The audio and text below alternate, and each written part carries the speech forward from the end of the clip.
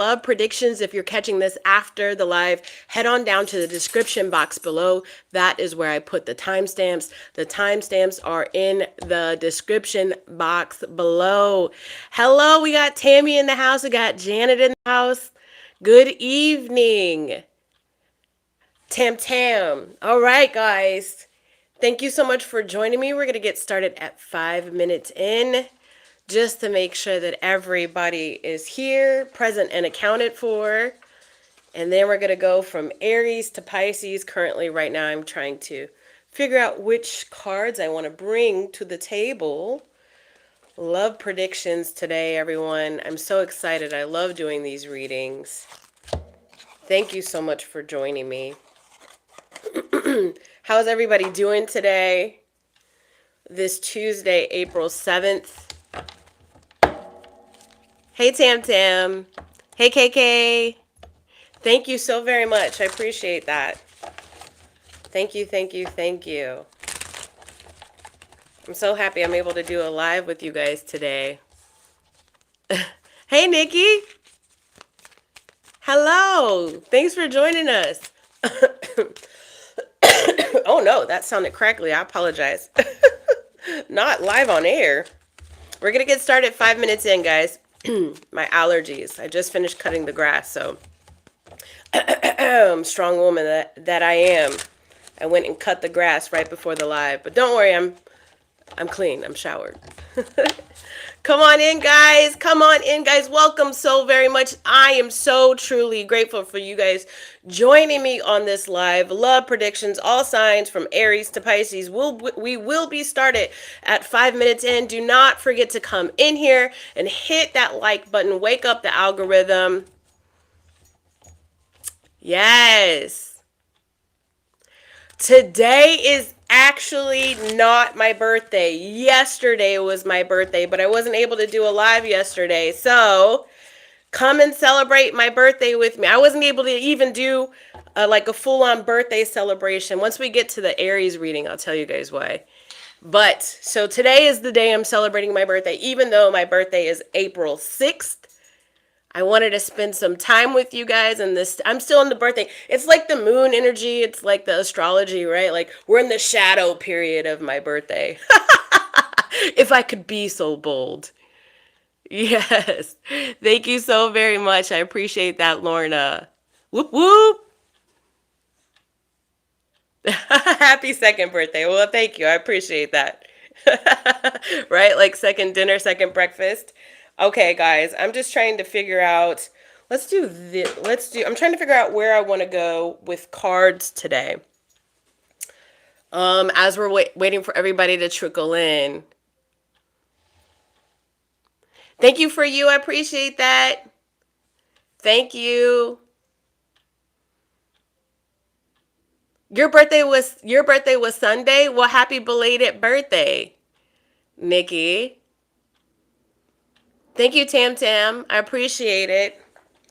Happy belated birthday. We both were able to share our birthday with Easter Monday, so that's awesome. Thank you, everybody. I do appreciate. Yours is tomorrow. That's awesome. Happy early birthday, Miss Scarla. Happy early birthday. Aries in the house. Aries in the house here pretty strong. Aries is in here super strong today. Everyone, I'm just trying to figure out what cards we're doing today for these love predictions. I got one oracle deck, and then I want to get one clarifier deck, and then we should be right at 5 minutes to get started.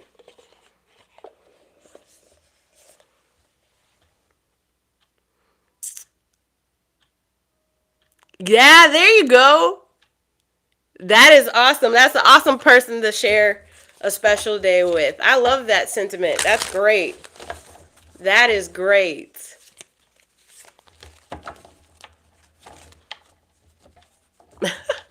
Y'all are so awesome. All right, we're almost there. Let me just get a clarifying deck, and then we will be ready to get started. I have an announcement, though. I do need to start out with a channel announcement. Let me put that for my timestamps. I do have an announcement. It's very important to me. It's very specific. So I'm going to put it out and then we'll get started.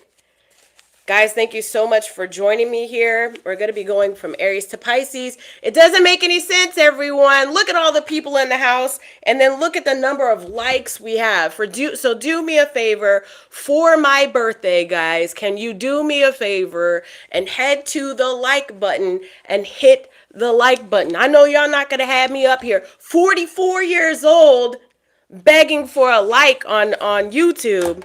Come on now. I'm too old for all that. Yet you have me doing, for my birthday, please, sir. Can you please hit the like button, please? That don't make no sense, guys.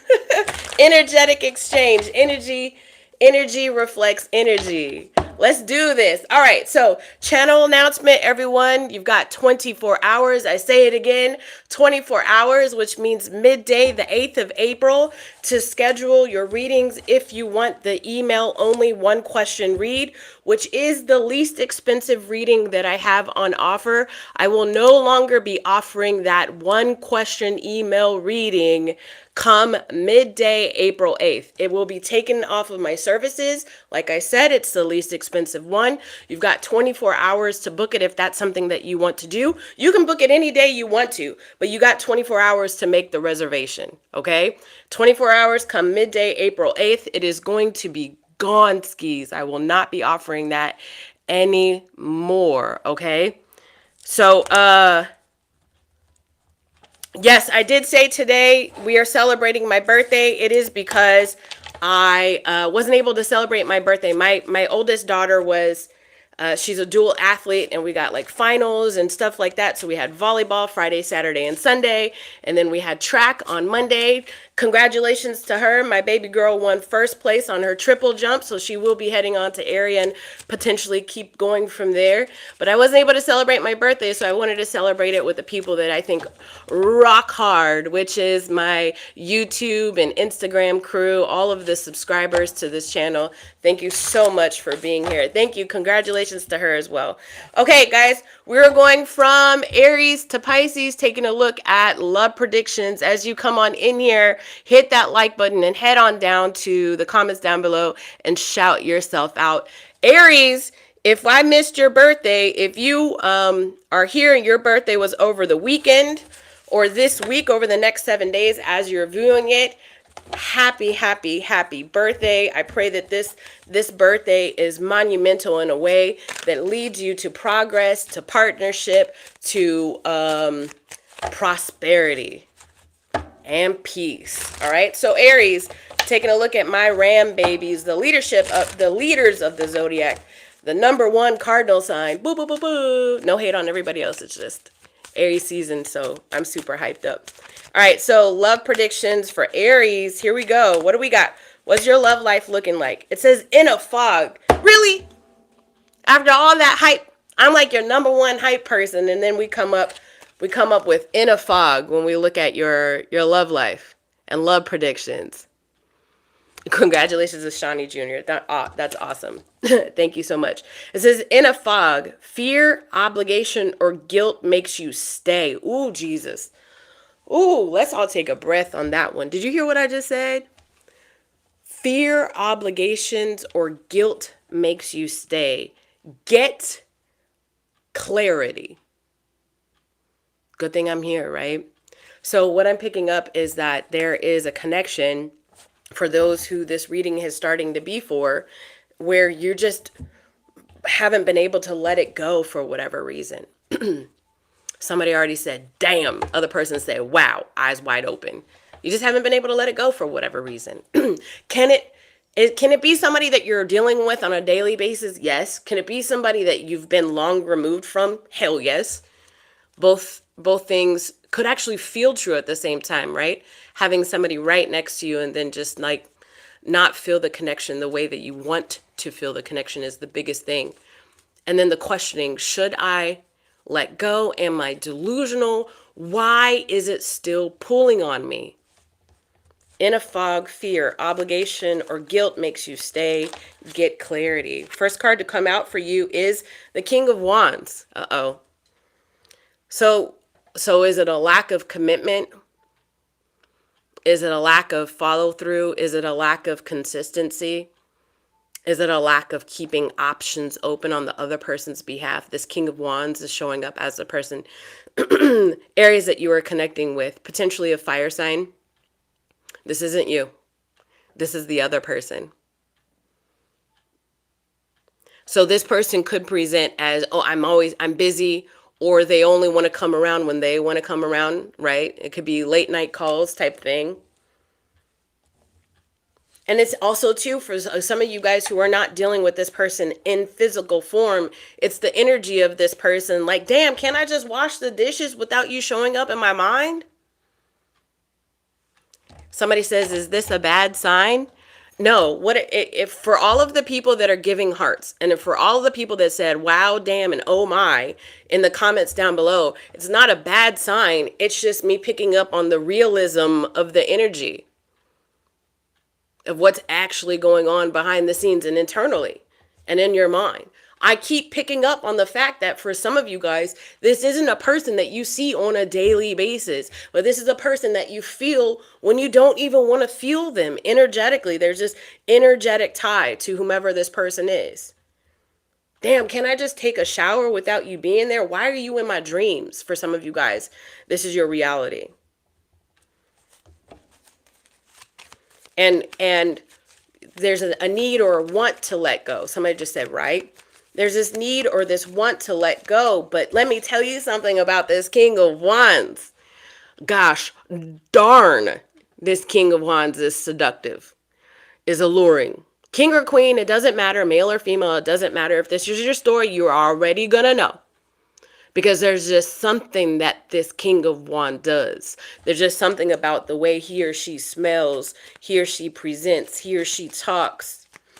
The charisma.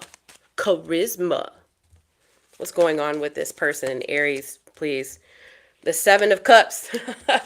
Well, if this ain't a duplicate, you got dupes. You got confusion and confusion in a fog. When it's good, it's damn good. Oh my God, is it good?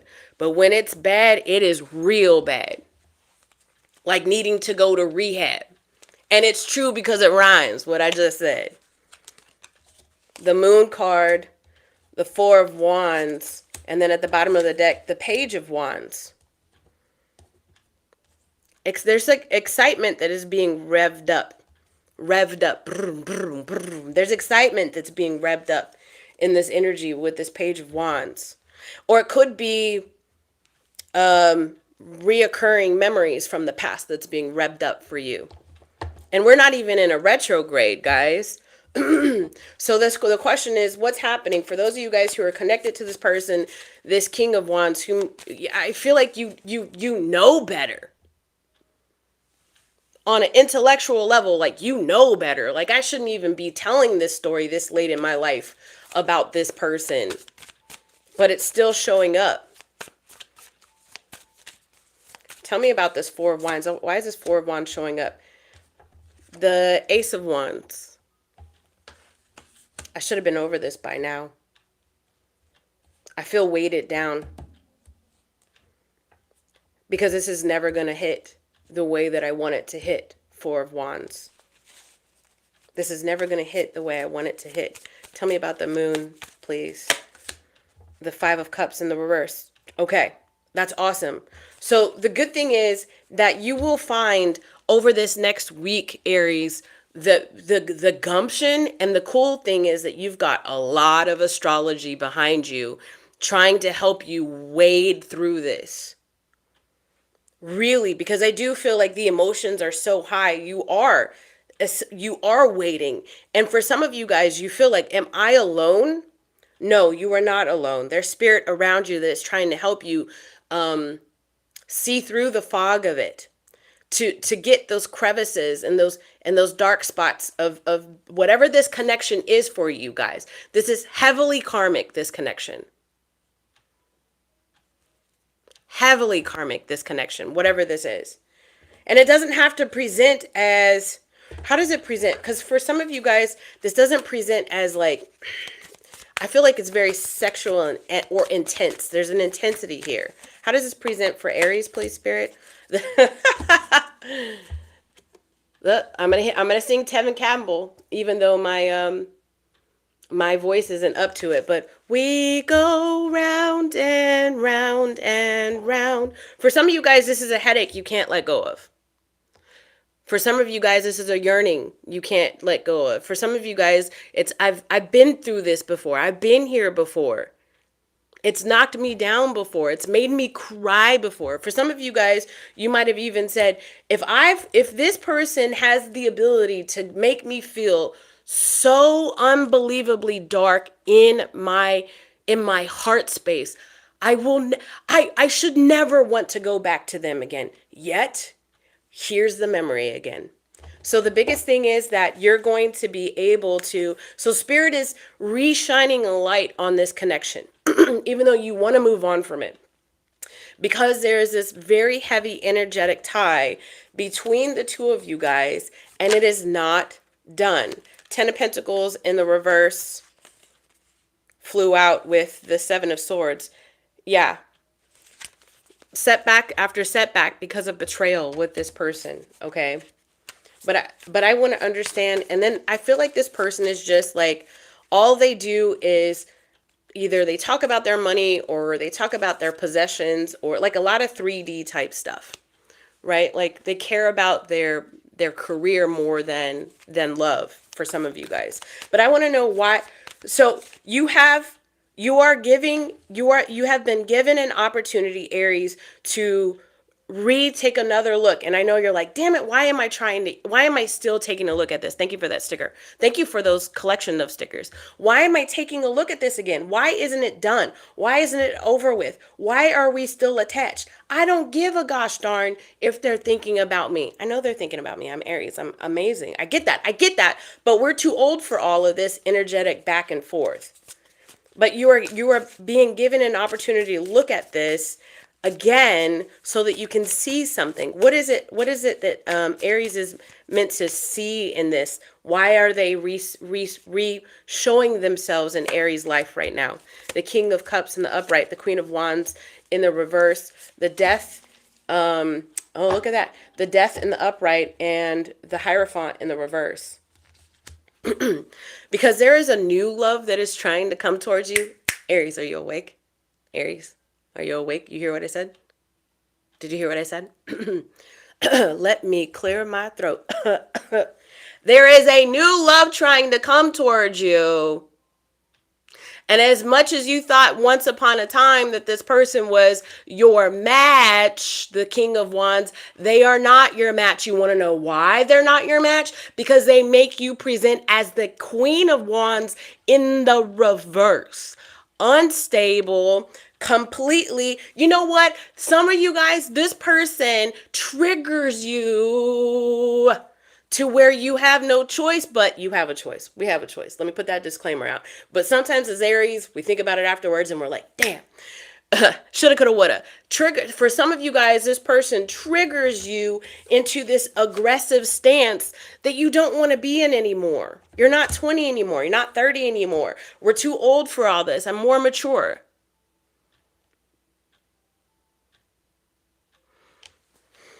So did somebody say, fuck that, he's in my dreams? Well, the cool thing is that you're going through a transition. And it is of this inner knowing. I have evaluated this enough. I have evolved myself enough to challenge the status quo. New person coming into your life. Who is this new person? The King of Cups. It doesn't matter if it's a male or a female. They're just presenting as somebody who is ready to emotionally exchange themselves with a person who is elevated like you. So this is like a huzzah, Aries. It is like a hooray, Aries. This isn't meant to be a punishment. This is meant to show you how far you have come on your evolution of a lover, of a person, of a man, of a woman, as a partner. And you will challenge the status quo, the Hierophant in the reverse. And you will get to a point where it's like, no, I'm done. I don't care, universe. I'm done. I've learned my lesson. And the reason why you're going to be saying that, or you're going to be setting a boundary to this person in the 4D and the 5D in your dreams, saying, no, this is not the place to talk. You had your chance to talk to me in real life. You had your chance to talk to me in the 3D. You don't get to come in my dreams. You don't get to come in my random thoughts. When I taking a bubble bath by myself, I'm taking a bubble bath by myself. You had ample opportunity to take that bubble bath with me in real life to choose me. You didn't choose me. Now that you feel me energetically pulling away from you because you feel this new person coming towards me, you don't get a chance. That's what you get to do. You get to challenge this person energetically. Endings, baby. Endings. The toxic cycle is over. What are you saying, Shawnee? Can you wrap it up for clarity's sake? You damn right I can. You are done with the karmic cycle. You're done with it. You're getting to a point over the next week where Aries, it doesn't matter if they creep back up. You get to say, leave me the bloop bloop alone. Because my new love is here.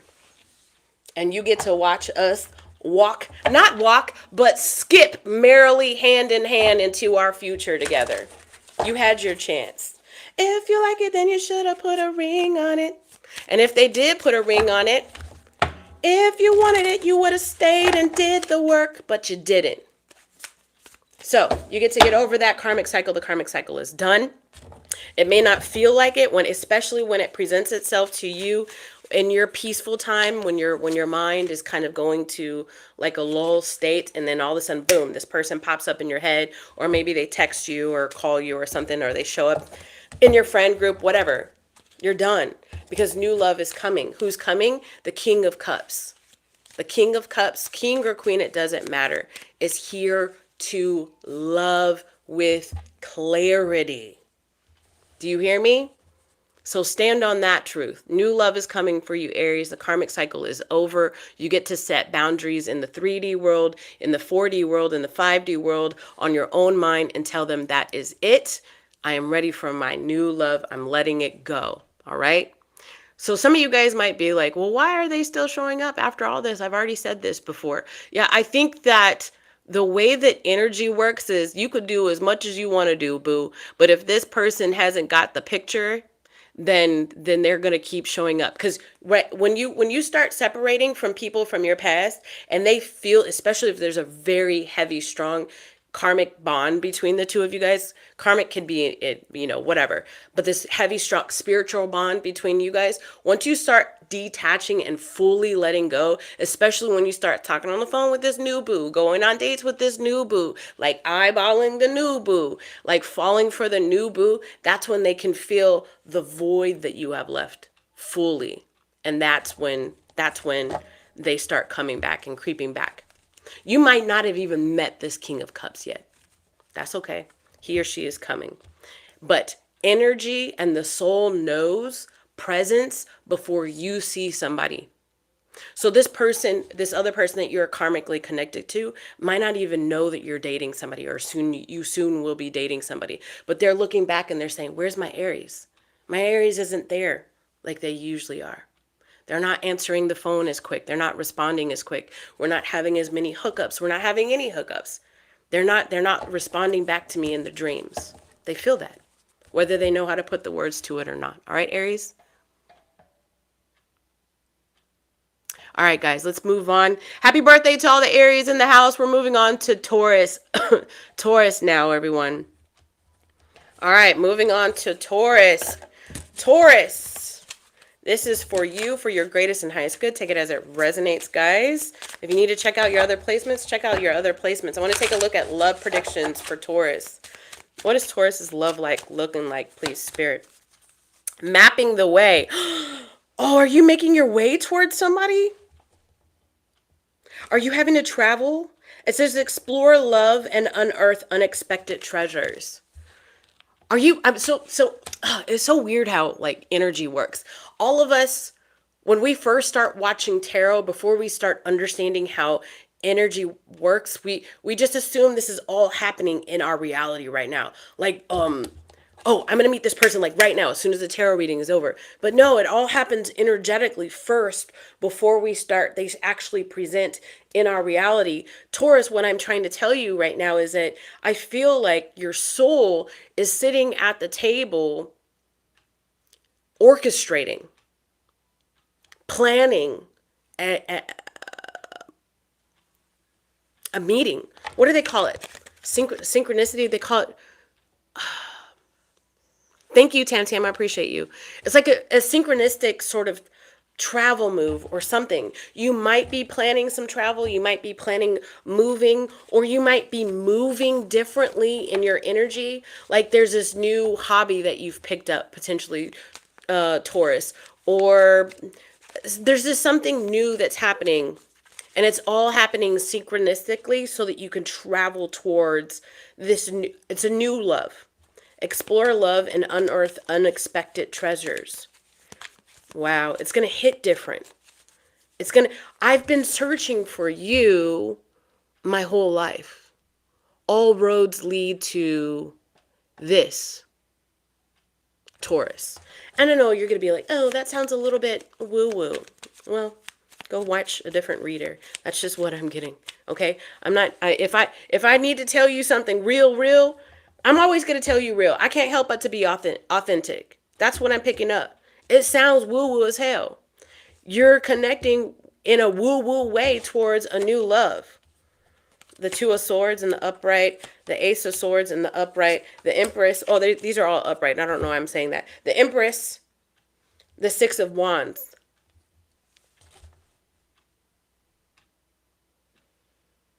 And for some of you, you've already met this person. You've been on the fence for a while. For some of you guys.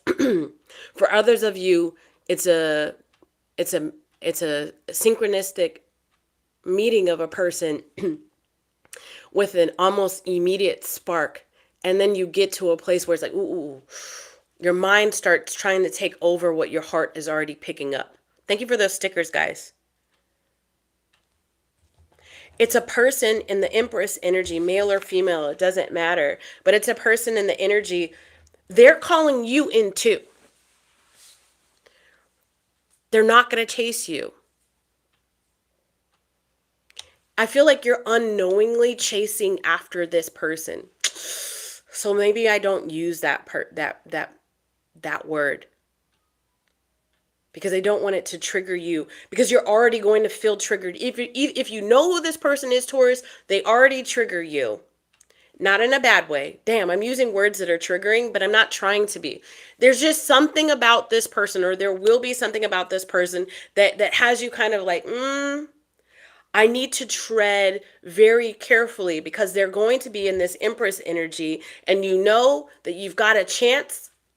You will feel like you have a chance, but you don't want to fuck up that chance. Does that make sense?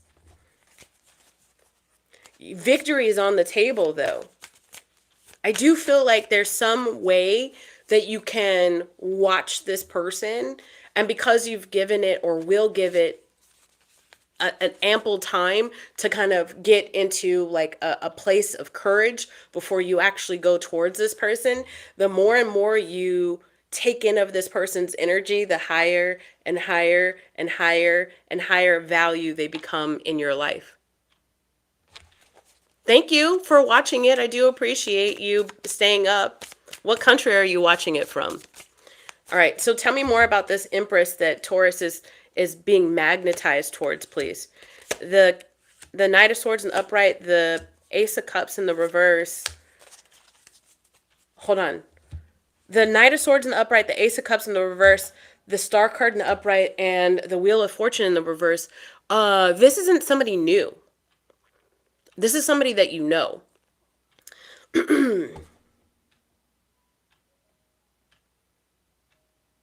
Yeah, I'm going to say like a very high percentage, and you've tried to block your emotions.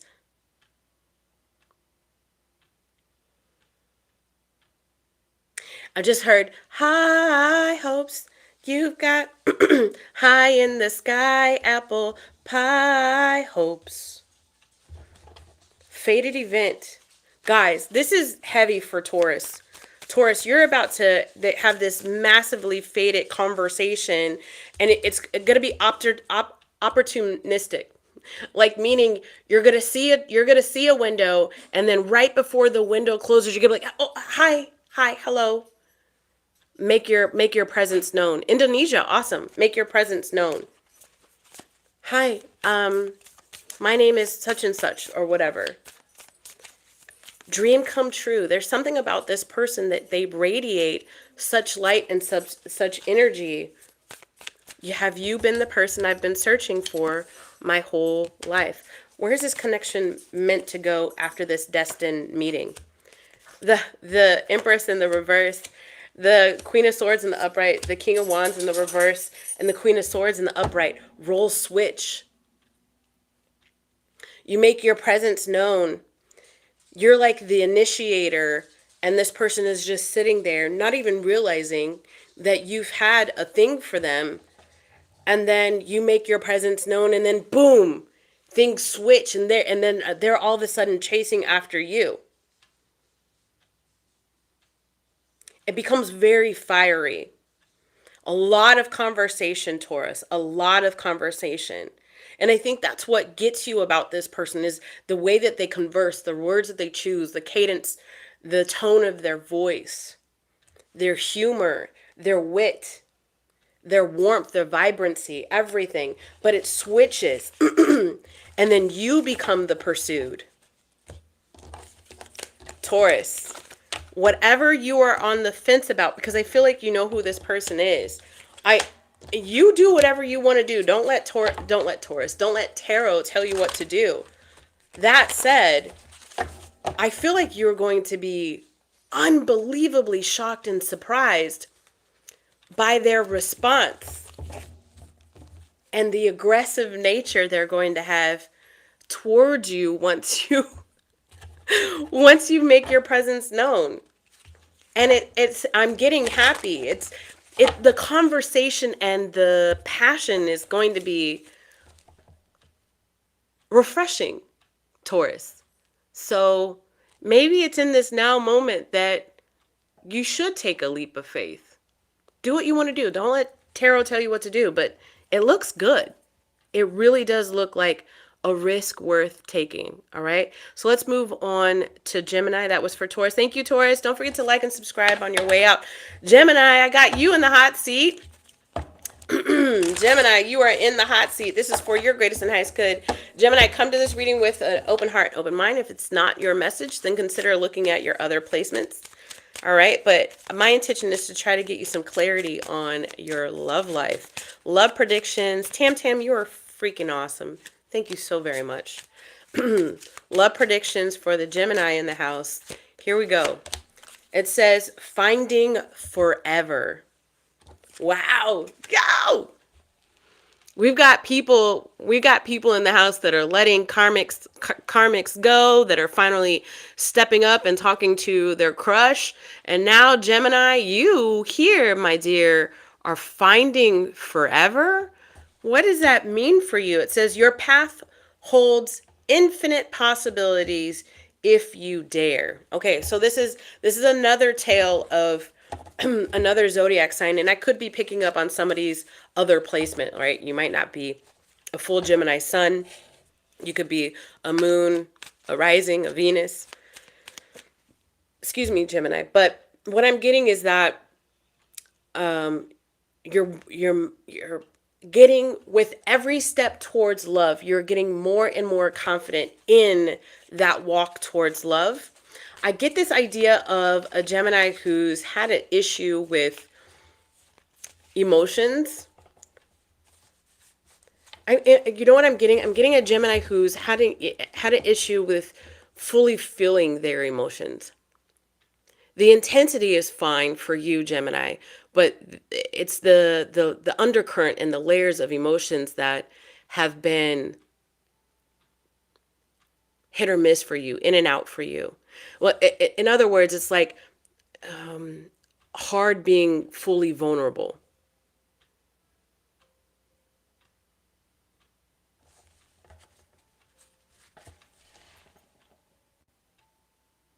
Hold on. Hard being fully vulnerable. But you like an intense connection, though, is what I'm getting. Let's see here for the Gemini. Love predictions. Oh, the 10 of Pentacles. Come on now. The 9 of Pentacles. Yep. The 2 of Swords wanted to come out with the 3 of Swords. Yep. And then at the bottom of the deck, the 7 of Pentacles. Finding forever. You knew, well, I don't know if you knew intellectually, your soul must have known, your heart definitely knew that, thank you, Tam Tam. Your heart must have knew that it was going to happen eventually. So I could be talking to what others might consider like a late bloomer. So you're getting to a later part in your life. You know, some of you guys could be past midlife at this point and have really established a world for yourself where, you know, you've got some of you guys are later on in your career or have gone through several career changes, but in that you've grown more and more. Your money bag for a lot of you guys is looking good. You've got really heavy and strong investments. For some of you guys, it's not necessarily the money. It's more like your family life and your position in your society, whatever that looks like for you. It could be like where you are in your family. You could be one of the leaders in your family and everything kind of looks good in your world. And so it's like, okay, so now do I bring on another partner? Because in the past, every time I tried to bring on another partner, they shook up the world that I had already created for myself. But yes, you're getting to a point now, Gemini, where it's like, okay, no, I've planted enough seeds for myself, but the one thing that I haven't actually been able to grow is that partnership. So heading out and venturing out to find love, especially trying to head back to the very beginning. Learn how to be vulnerable with people. Learn how to open up with people and to trust that people, not everybody is here to steal what you have worked so very hard to build. This new love coming in towards Gemini. The Sun card, the Six of Wands in the reverse, the Ace of Wands in the upright, the Six of Pentacles. Look at this. This is the biggest thing that you've been worried about. But I've established so much for myself thus far in my life. Am I going to, if I invite in somebody into my life, are they going to shake it up to the point where I got to start back over at zero? The person that you are calling in, the person that you could be younger than you. I keep getting the fact that they could be younger than you. I'm also getting that. So like for some of you guys, you're like leaders in your society, whatever that means for you. And I feel like this person is still making their way in life. That's what I'm getting, like a not as established as you, but they are ready to give to you. The Sun card showed up in your reading, any reading that you do, whether it be a general reading, a monetary reading, like a career and finance reading, or a love reading. When the Sun card shows up, if you are on the fence about, should I really put my heart out there? Should I learn to be vulnerable? When the Sun card shows up, it is the biggest yes in the whole entire world. And it means that you're going to feel so good. I'm so glad that I took a chance on love. This could be a Leo coming in for you. I'm getting very strong, very, very strong fire energy for this person. And then really, really, Leo twice on the table. And then really, really strong Taurus energy for this person, meaning very established. Very established. This person could be, if they're not younger than you, Gemini, this person could be starting out on a new venture. I am getting some entrepreneurialism with this person. They're not lazy. They're not a bum. Very inspired, very creative. But it's a new beginning. Where could this be taking the Gemini, please, Spirit? Where could this be taking the Gemini? You kind of intimidate this person, Gemini, with all that you bring to the table, but it doesn't matter. Reciprocity is here. I feel like this person is going to be eager. How can I show up for you? Right? So that's where the maturity comes in. Whether they're younger than you or not, that's where the maturity comes in. Listen to what I'm saying, Gemini. It's like, it's the age-old adage whenever you're buying a gift for somebody who's got a lot of money, who already has a lot, or who has a lot of wealth in their family, whatever it looks like. It doesn't have to be monetary, but a lot of love around them, right? It's like, what do you get the person that has everything? And some people get intimidated by that. Well, they've got everything, so, and I've got nothing to give them. So I'm gonna just shrink away, and maybe I just ignore the fact that I want to give something to Gemini. Not this person. No, they say, well, it looks like you've got your whole life established. It looks like you've got a lot of things going for you. What's something that you don't have that maybe I might be able to bring to the table for you, Gemini? Do you see the maturity there? What is something that I might be able to bring to the table for you, Gemini? And for some of you guys, it is a thick ass wand. I said it. He seen Paul Rudd. Paul Rudd's in a movie, and he's like, "This dick." That's that's what I'm getting. For some of you guys, you are very much okay with, I've got so much going on in my life. For some of you guys, this is your story. You know what I need? A warm body next to me in bed. What is it? Ask and ye shall receive. Some of you guys are watching this and saying, I don't want to get married again. I don't want a full-fledged like relationship again. I don't want to do that. I want to just make sure that I have somebody next to me that I can call on when I need to call on somebody. Ask and you shall receive. Your wish is the universe's command. All right? So this might not be somebody coming towards you saying, I want to get married. They could have gone through their own stuff, Gemini. But the maturity that this person brings to the table is like, how can I make you happy? And whenever you have some, listen, Gemini, not everybody gets that question. You hear me? You hear me? So many thousands of people are going to watch this reading. And they are not going to be the lucky ones. Not everybody's going to be the lucky one that has a mature person sitting across the table from them saying, how can I make your day better?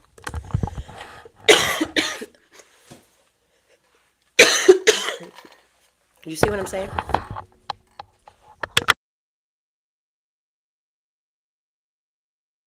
I had to mute my mic. That truth was so truthful, it hurt my throat. Do you hear what I'm saying? Woo, Jesus. You better claim it, Gemini. You better go down to the comments down below. Not only is an energetic exchange with me, it's an energetic exchange with the universe. That Wheel of Fortune came out with that Knight of Wands. All right, let's see here. Thank you, Tam Tam. Let's go to Cancer. All right, Gemini, don't forget to like and subscribe on your way out. Cancer, this reading is for you. Cancer, calling all the Cancers to the deck. Cancer and Cancer placements, Sun, Moon, Rising, or Venus. Cancer, come to this reading with an open heart. Excuse me. Come to this reading with an open heart and an open mind, guys. This is for your clarity with love predictions. If this isn't your reading, that's fine. Go check out your other placements, all right? All right, well, watch on behalf of your brother if you want to. All right, here we go. For your greatest and highest good, love predictions for Cancer, please, Spirit. Shadowed waters.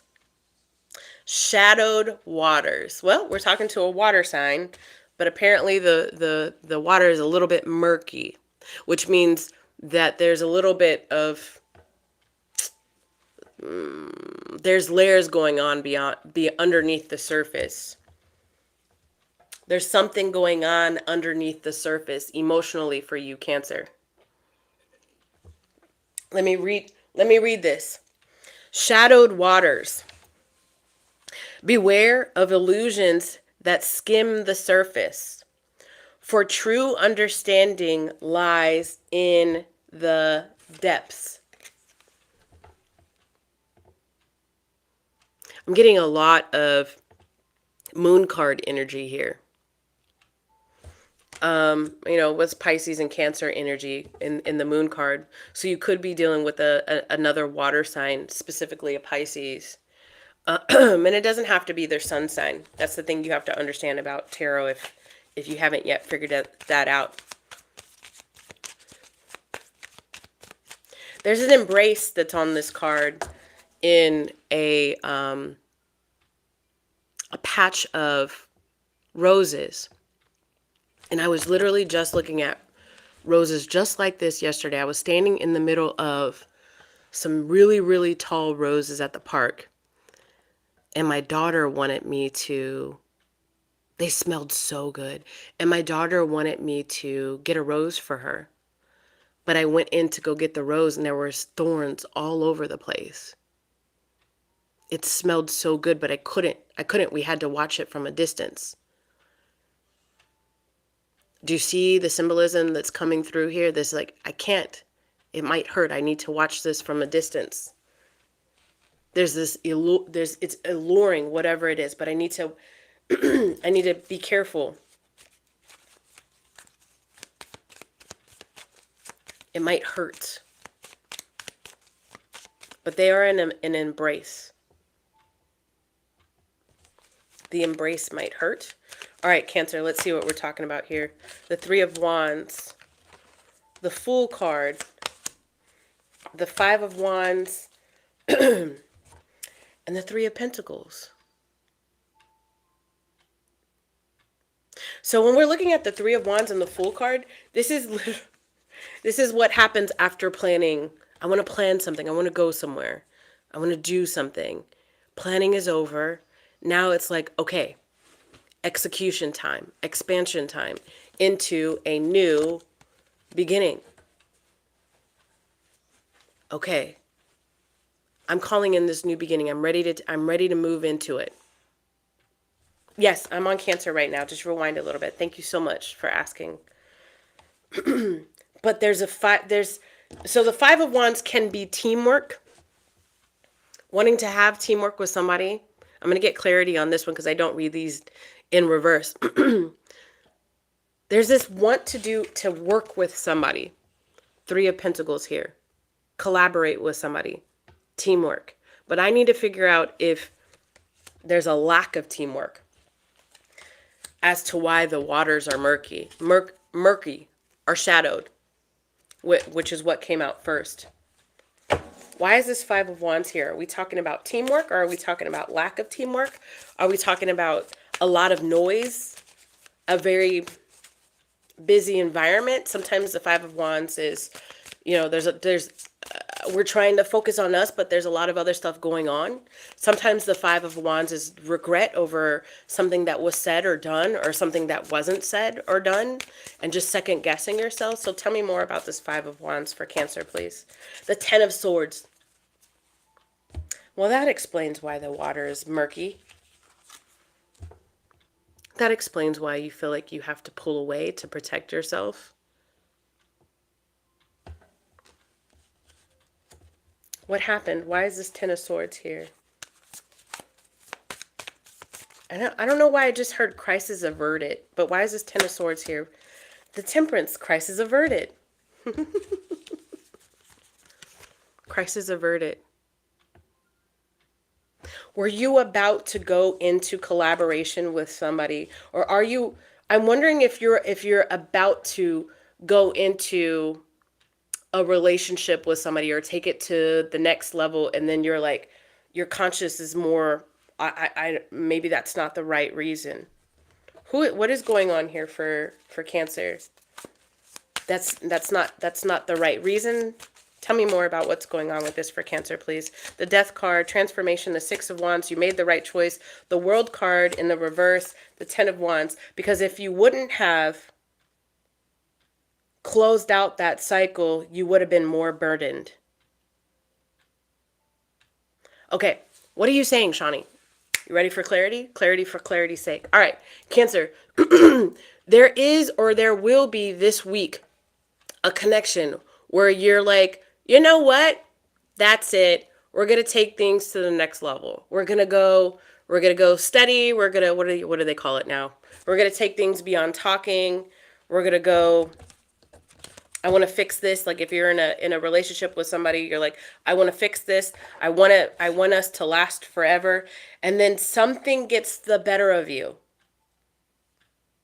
And you say, wait, no. You change your mind. No, No, I can't. I don't want to do that. I don't want to continue to go down this road with you. And you pivot, or you do a U-turn. And it's in that pivot, Cancer, that Spirit is saying you made the right decision. And it becomes the beginning of a change for you. Not easy, though. Because for you, Cancer, you like to be able to emotionally see the depths of where you're headed. There's been a fog for you in love for a while. Which direction do I go? Which direction do I go? You're letting one of those one of those situations go. Who is this person that Cancer is letting go? This Five of Wands. It's in a loud environment. For some of you guys, you work with this person or work around this person. Lack of teamwork, just not seeing eye to eye. Could be a lot of squabbling, could be a lot of fighting. Tell me some more about who this person is. The Six of Pentacles. For some of you guys, you actually work with this person, or they're on your payroll. Or you're on their payroll.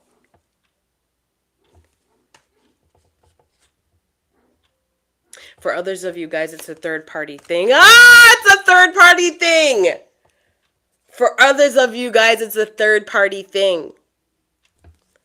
Oh my goodness, the synchronicity there. Why did I say that? Based off of this Six of Pentacles. Because I noticed that this guy is giving to, or this person is giving to. He loves everybody. I love Jesus Christ so much. I'm getting back to the tarot though. This person here is giving to more than one person. And is trying very hard to give equally to more than one person. But it's hard, baby. It is hard to do that. So I'm looking at this card and I was like, is this a third party thing? And then boom, here's a third party here. For who this story is, you're letting go of one of those extra people.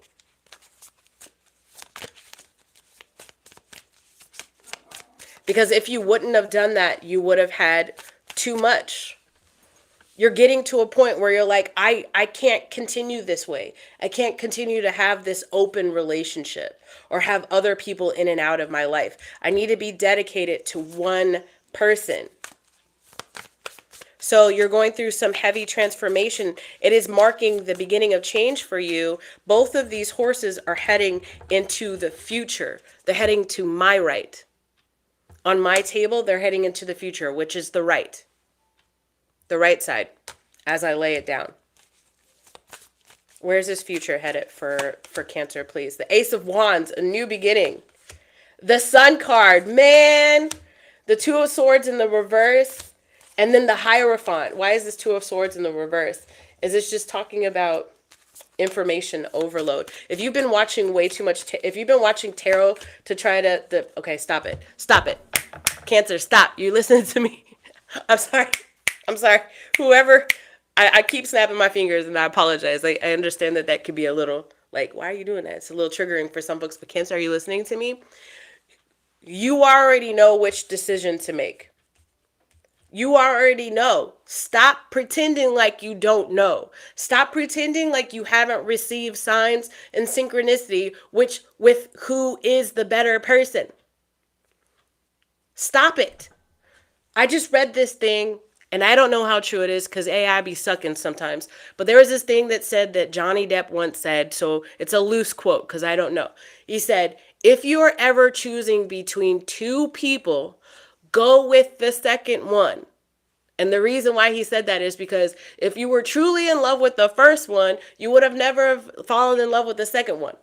You take that as a grain of salt. That's just what I'm getting as I'm looking at this. I am seeing a Cancer who has been on the fence about either leaving a third party or leaving their person because they know that it's already capped out. Not for whomever I'm talking to, it's not a heavy toxic situation. It's just you're not really seeing eye to eye. Or it's a very loud environment. It's just not chill. It's just not calm.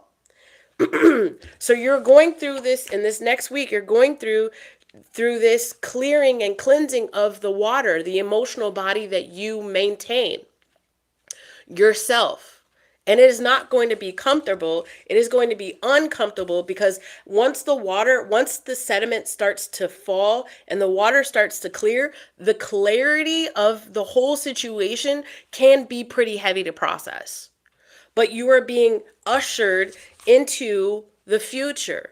Spirit's got your back. Your ancestors got your back. Your angels have got your back. Very specifically, Archangel Michael. And it's saying, hey, I'm tired of telling you I'm about to shove you into your future. What's in your future? A new beginning. A new, happy, fun, exciting beginning with the Sun card here and the Hierophant here. Guys, you could end up marrying this other person. You are going to go through a transition period of self-realization first, though. But you could really end up taking things to the next level with this other person. You could end up, for some of you guys, you could end up having children with this next person. Sagittarius on the table, Taurus on the table, Scorpio on the table, Leo on the table twice.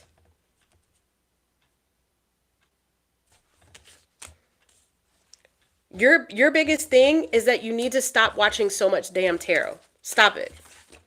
After this reading. No, but for real, you can get to a point where you get lost in the analysis of what to do. This Two of Swords in the reverse is telling me that you're taking in too much information of what to do. You could literally start getting caught in the analysis of what to do. Your heart already knows. Your future self already knows. Archangel Michael already knows. Been trying to get your attention. Stop leaning on other people to tell you what you already know. Stop talking to your friends. Stop talking to your loved ones. Go with what you want. Follow the most exciting thing, or the most calming thing, or the most connecting thing, or the quietest thing. Lean in on that heart chakra, honey. Stop watching and stop listening to other people. You already know what to do. You're going to the next level.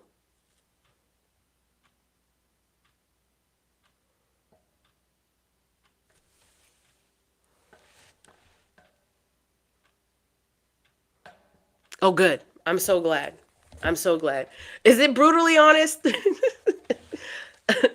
I guess it is brutally honest. Yeah. I can see how it'd be brutally honest. But yeah, I do feel like now is the time, Cancer. Don't forget to like and subscribe on your way out. I wish you so much love. You got this, boo. I believe in you. Now turn off YouTube. Go pray. Go take a bath, go put your feet in water, and go do what you need to do, what you've already known that you needed to do. Thank you for the birthday wishes.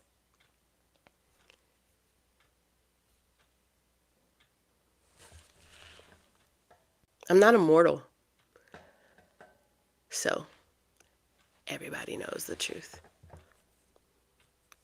None of us are mortals. We'll go wash my dog. All right. Let's do it. Let's move on to Leo. Leo. Leo. Leo. Leo. Leo. Leo. Leo. Leo. Leo. Leo. Leo. What does that sound like? Leo. Hold on. Mario Brothers? Super Mario Brothers? Is it like the dun dun dun dun dun dun? Why am I getting that for Leo? Do you play a lot of video games? Something's coming to the end. Leo, something's coming to an end. Right? There's like, hold on. This is how Spirit talks to me. So you can either come down this rabbit hole with me or you can leave. I don't care which one you do. I'm here for the Leo. For your greatest and highest good, Leo, take this as it resonates. Leave it if it doesn't. You can go check out your other placements if you need to. But I'm already getting a download for you. It is Super Mario Brothers. It's like they're in like this tunnel.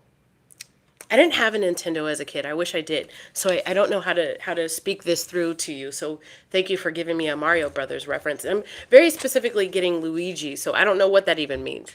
But so it's at the tunnel. They're in the tunnel, this tunnel, trying to get like, I don't know if it's like a hidden room in one of the levels of Mario Brothers. But then I hear the ending song. Ding ding ding ding ding ding ding. Something's ending. Something is getting unearthed, or a secret is ending. Thank you. All right, for Leo, for your greatest and highest good, let's take a look at love predictions for Leo. Missed chances. Something is getting unearthed, or something is coming to an ending. Missed chances for the Leo. It says, don't have regrets. Cherish your moments together.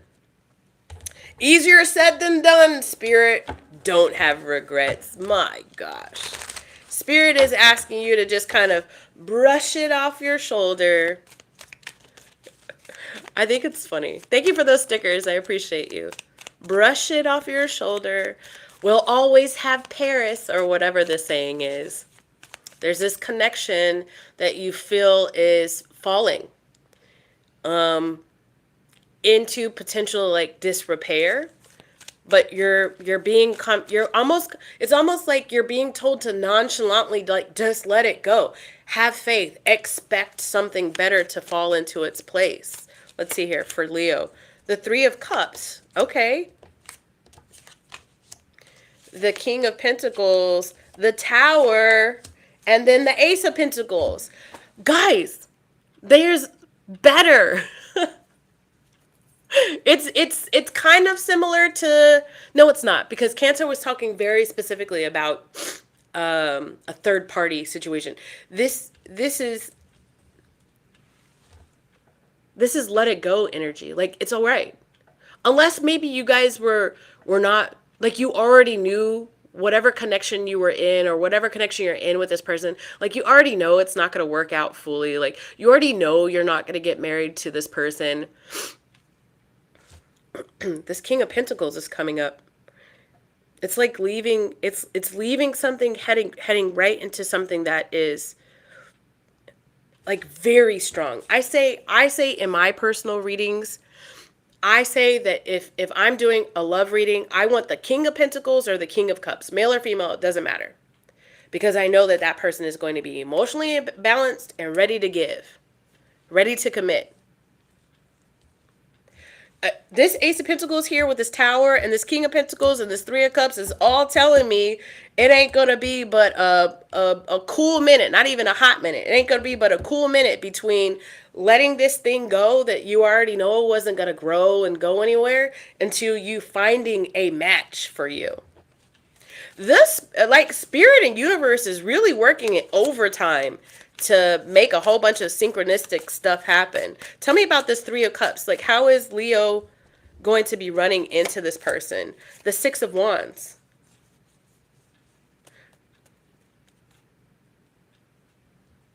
Public recognition. In public? So, in public? So for some of you guys, it's going to get some very specific. So you need to take it like as it resonates, or when it happens, you might be like, oh, wow, that was a part of that reading I saw on YouTube. But for some of you guys, you're like out hanging out. You know, it's the whole thing where it's like, all right, guys, me and so-and-so just kind of, we broke it up. We mutually agreed. I feel like it's not going to be very heavy, this disconnect between you and this other person. We mutually agreed. We're better as friends. So who's up to go have some drinks? Or you take yourself out. You take yourself out on a date. And then you run into this King of Pentacles here.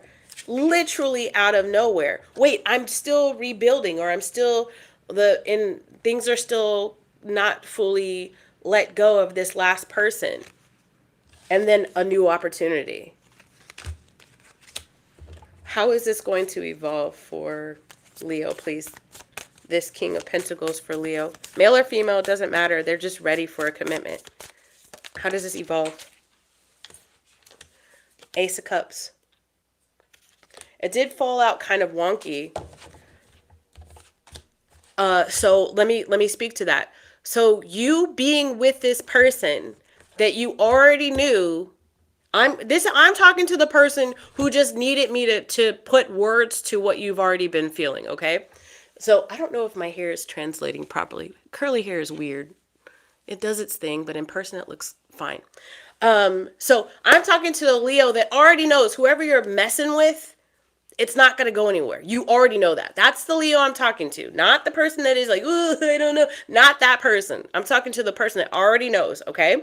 So the biggest thing is that the longer you stayed with this person that you already know things weren't going to evolve into something real with, the more and more you block this new love or this other love, because the Ace of Cups fell on the ground, and it kind of spiraled before it landed. Which makes sense, right? Because you're distracted by a person who doesn't need to be distracting you anymore. So this is, whoever this King of Cups is, they're bringing in some new, a huge change. This Death card landed on the Tower card here. A huge transformation to your life. New love. The Hangman, a new perspective on life. The 10 of Swords at the bottom of the deck. See, for some of you guys, the biggest reason why you stayed with this other person that wasn't really doing it for you is because it was safe. Because you've either betrayed other people. I'm calling you out. You've either betrayed other people in your past or you've been betrayed in your past. And betrayal is a big thing. It's either a theme on your side or other people's side, or you've dabbled on both ways. And so you decided to play it safe with this person who was safe, but no more. Especially with this Tower moment for you. The 9 of Pentacles, the 6 of Pentacles, and the reverse. You're not going to be single for long. There's not going to be a huge break. For some of you guys, the betrayal was unrequited love, one-sided love.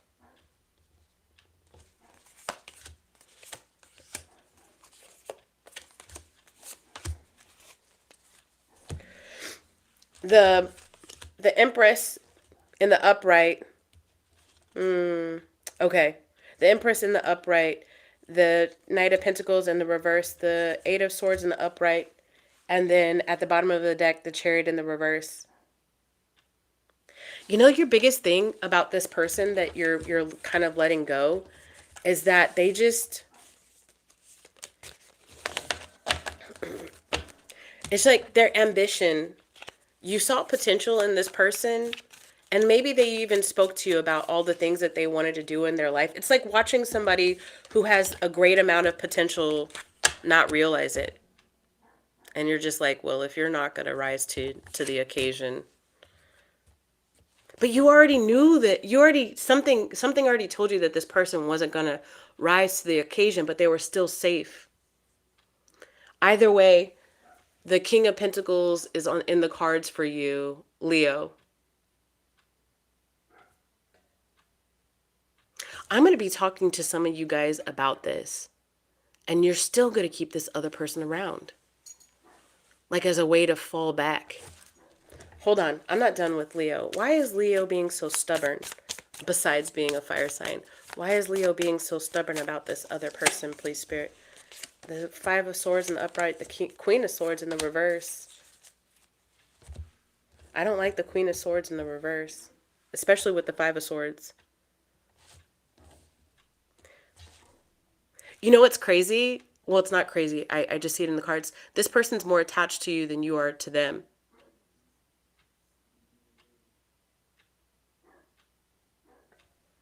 So they're not going to go without a fight. But I see you choosing love. Okay, so just know that the person that you're dealing with, you're kind of already checked out. They're not. And then they're gonna show a lot of immaturity and fighting. There's gonna be some infighting before you actually get to disconnect.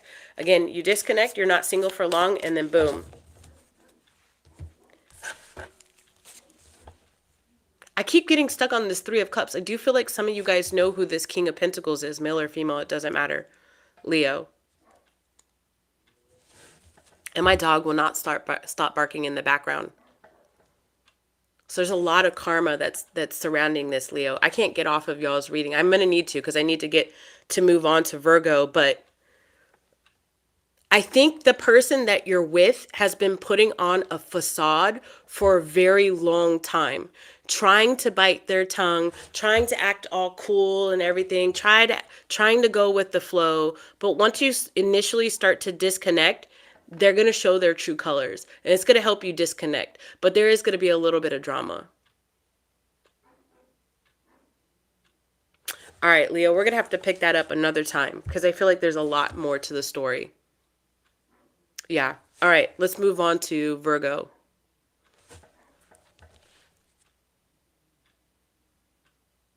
We're about to move on to Virgo right now. My dog must be barking at some... I wonder if there's like a snake out there or something. My dog is going crazy barking right now. Meanwhile, another one of my dogs is just sitting in here asleep. Virgo, I just picked up on a potential snake or something in the grass outside. And I was just outside cutting the grass, so I might have disturbed a nest or something. I live in Houston, Texas, guys.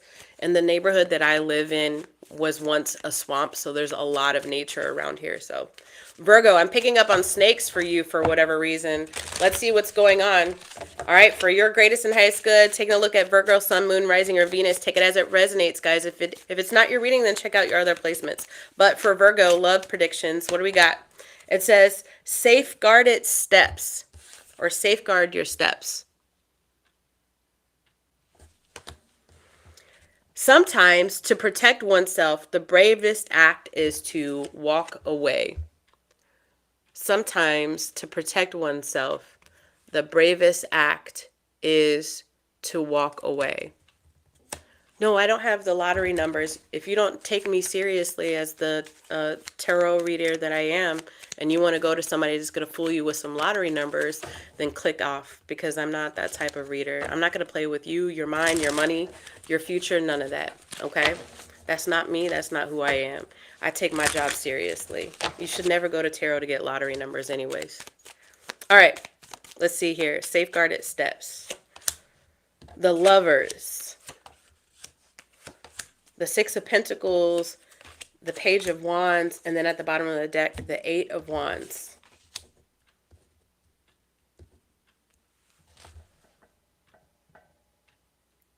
Remember earlier I was talking about the snake in the grass, right?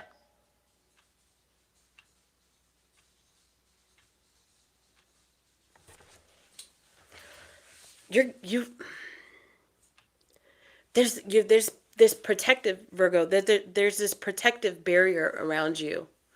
You've created this protection around you, and I can't tell if you're subconsciously doing it or unconsciously doing it or consciously doing it. I can't tell, but there's this protective mechanism, or if it's your spirit team around you, that has been safeguarding you from snakes in the grass, so that you can safely get to this position in your life right now where you get to choose how you want to be loved. It's like Virgo is held off until, I mean, you've done the healthy thing to do. It may not present that way to other people, but screw other people, Virgo. This is about you.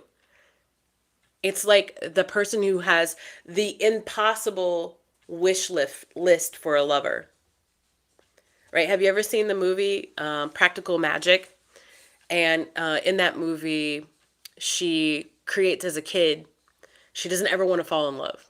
So she creates as a kid like this wish list to tell the universe, I want a man to look like this, to be like this, be like that, and have one blue eye and one green eye. And she goes her whole life, she even marries this other guy, and even though she didn't want to, he ends up passing away. She was really trying to protect herself from that the whole entire time. But that list still existed in the universe. I want him to have this attribute, this characteristic, and have one blue eye and one green eye. And then she meets the guy that has one blue eye and one green eye. This is your one blue eye and one green eye, Virgo. You opened up early, I feel like, in life to love, and it bit you in the ass. But you're at the point of realizing what true love and reciprocity looks like, and it's exciting you, and you want to experience more of that. It's coming in. Eight of Wands, it's coming in fast. Tell me about this love that's coming in fast for Virgo, please, Spirit.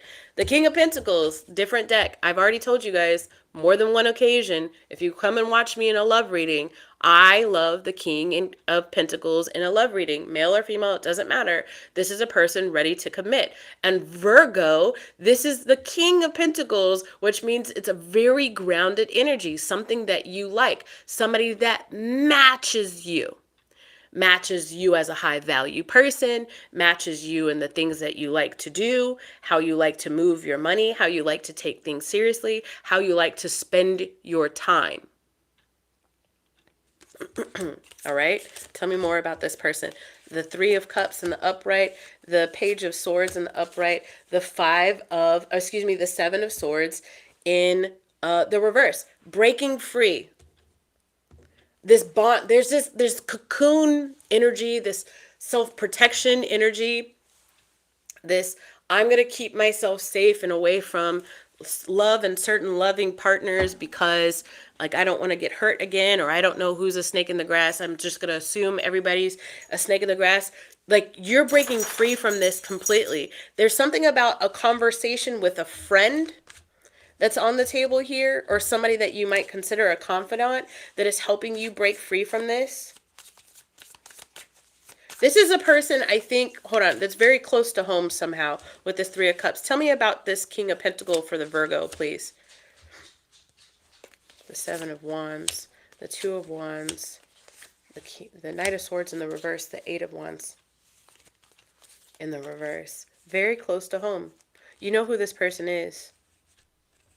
You know what might have been happening when you were in this protective stage is a growth of self-realization, right? It's like a cocoon, right? I said that earlier. You know who this person is? Virgo.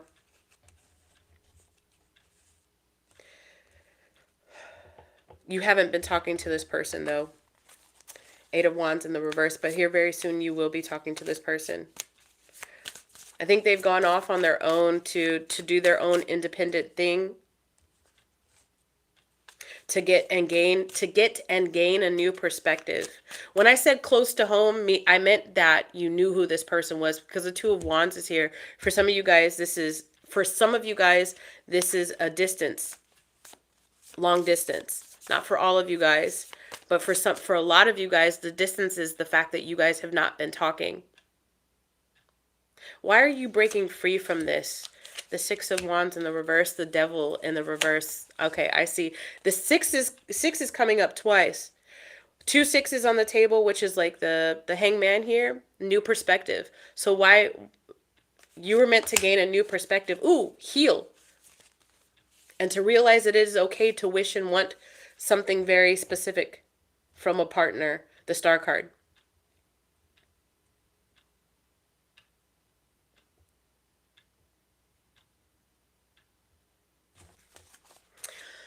Okay, so this is somebody that you already know, Virgo, but the toxic part of this attachment has dissipated, has gone away, is going away, is leaving the room, if you will.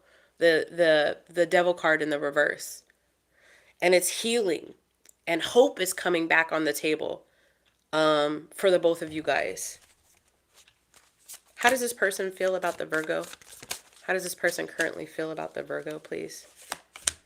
The Hierophant. What? Virgo, this person feels an immense amount of stability. Like, imagine taking the right relationship at the wrong time. That's kind of what this is. Because neither one of you guys were mature enough to handle it, right? And this person has got to the realization and the maturity to say, you know what, if I could get myself in the right place mentally and emotionally, and Virgo could get themselves in the right place mentally and emotionally, oh my gosh, we could take things all of the way. We can take it. How does Virgo currently feel about this person, please, Spirit? How does Virgo currently feel about this person? The Two of Swords in the reverse. You still need more information. The Moon card. You're soul searching. Where is this meant to go for Virgo and this person, please? Where is this meant to go for Virgo and this person? The World card. To what? That was at the top of the deck. So the World card goes to what, please?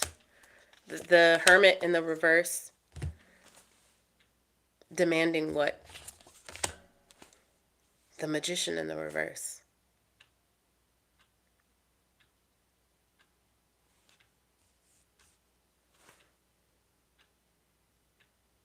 Is this going to be like one final conversation between Virgo and this person, please, Spirit?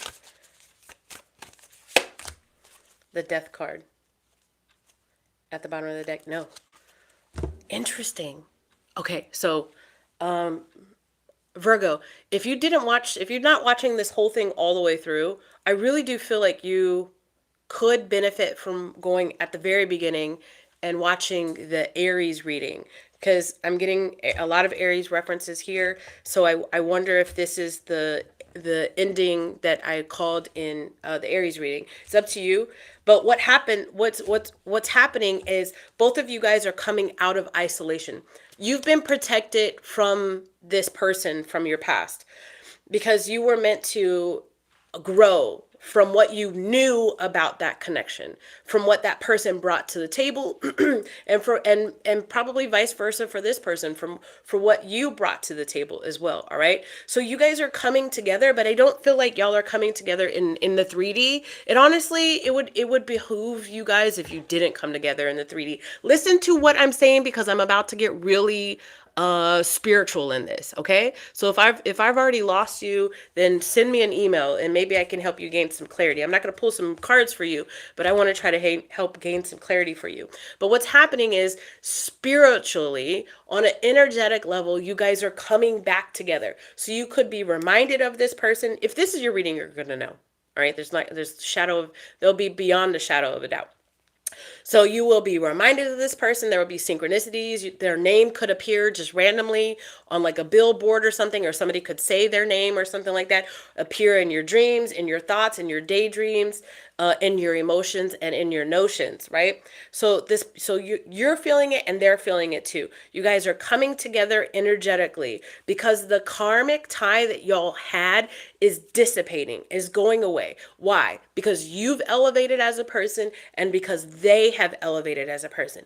They have said to themselves, if I could get my mind right, my heart right, me and Virgo could get their mind right and their heart right, me and Virgo could really make an amazing power couple that could go all the way. But y'all are not meant to go all the way. Y'all are meant to go in separate directions. So this is a catalyst relationship here. I have said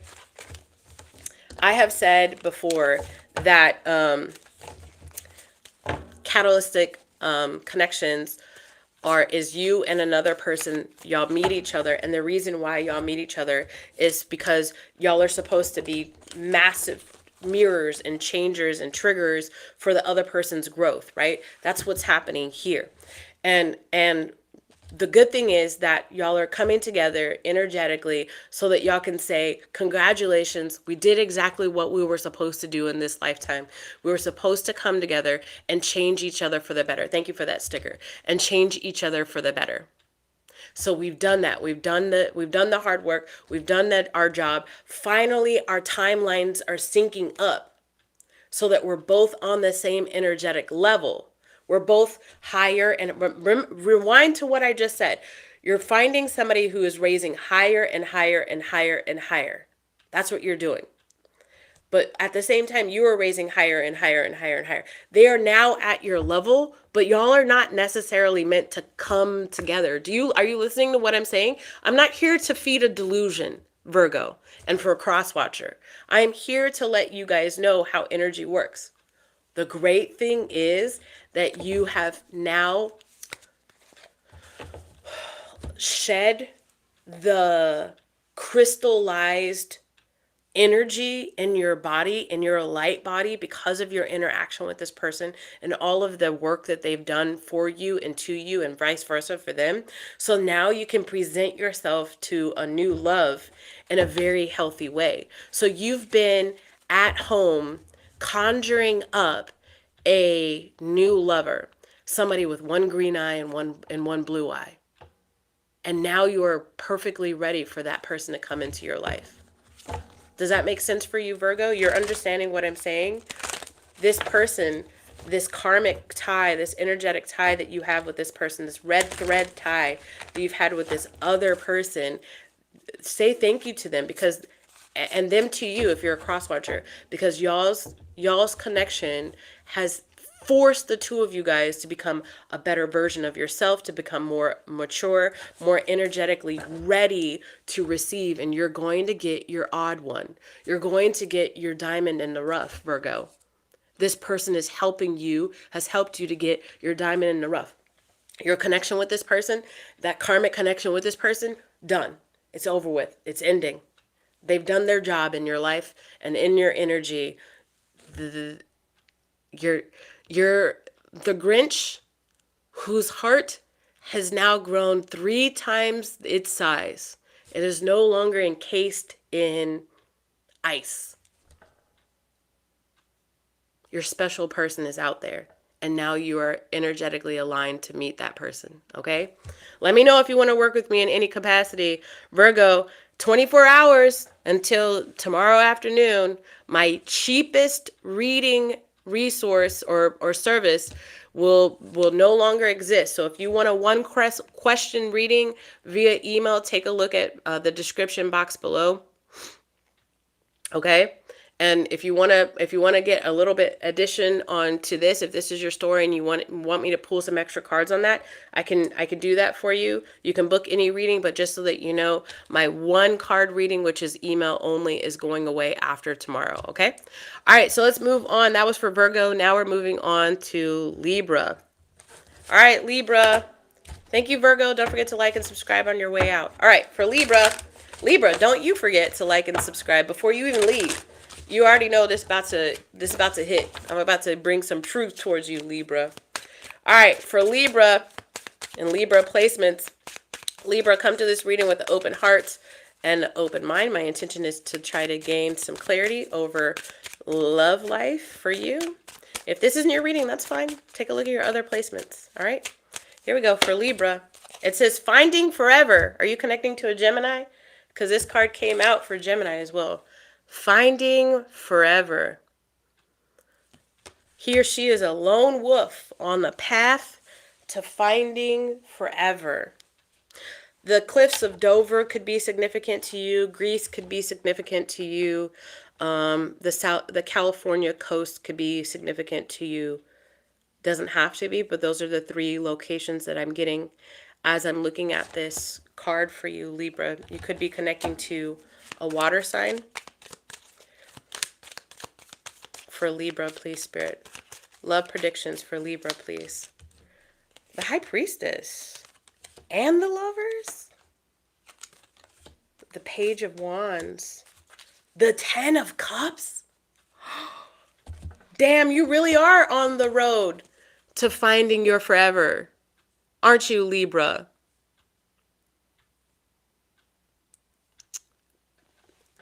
How do you take a look at the description of this reading? My link to my store is down in the description.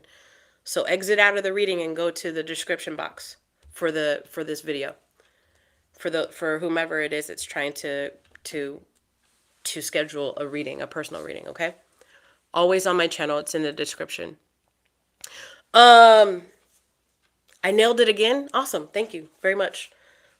Who are we talking to? Libra. Okay, Libra. This High Priestess energy is coming in here to try to bring you swiftly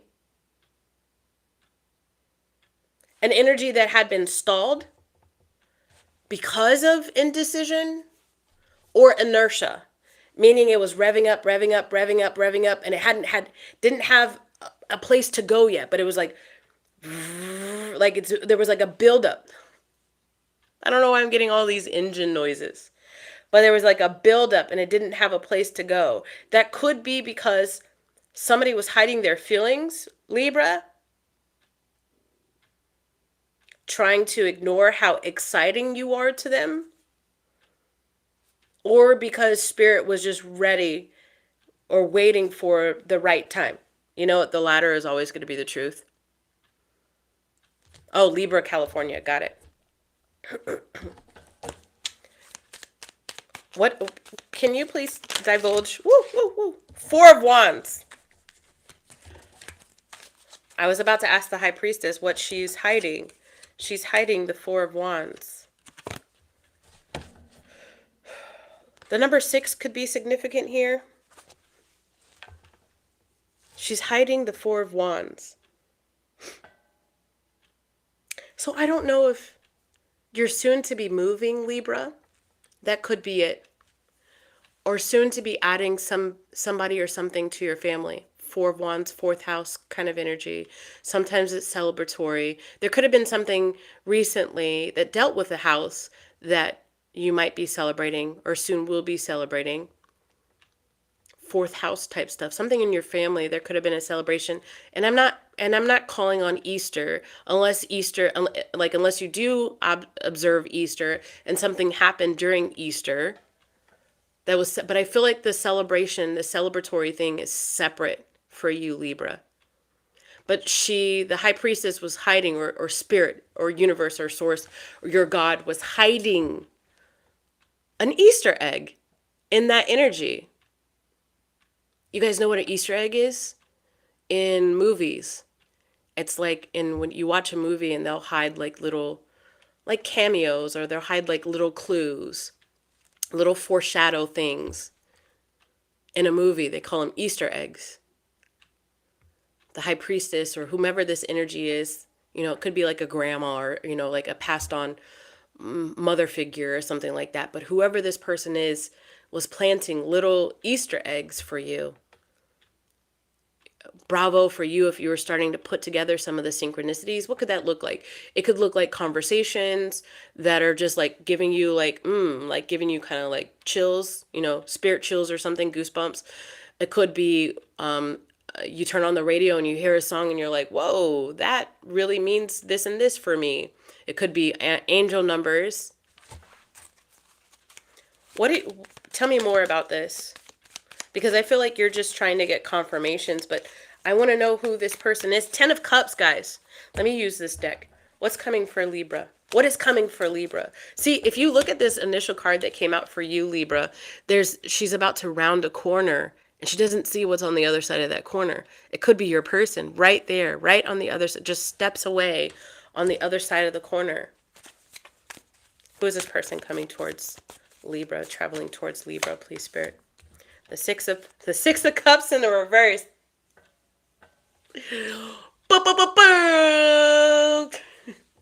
Don't you worry, it's not your ex, Libra. It's not your ex. You hear me? Excuse me. It's not your ex. It is not your ex. Some of you guys are stuck in the past. You watch these tarot readings and you only think of the same potential 2, 3, 1 person. No. There's other people in the world, Libra. Yeah, there's other people. There's people you don't even know yet. There's people that don't even know you yet, Libra. The past is unrealistic. If you needed to hear that, you're hearing that now. The 5 of Wands in the upright, the 2 5s. Your money situation is turning around. Something about competition in your workplace. Competition with lovers from the past. Emotionally insecure. They're leaving you, have left you feeling emotionally insecure. So what is coming towards, what's on the other side? The high priestess doesn't always like to divulge, but I care. I respect you. I respect you, Spirit. I do. But we got people here. We're live. Right, Spirit? So what's coming towards Libra in love? Who's this person? Look at this.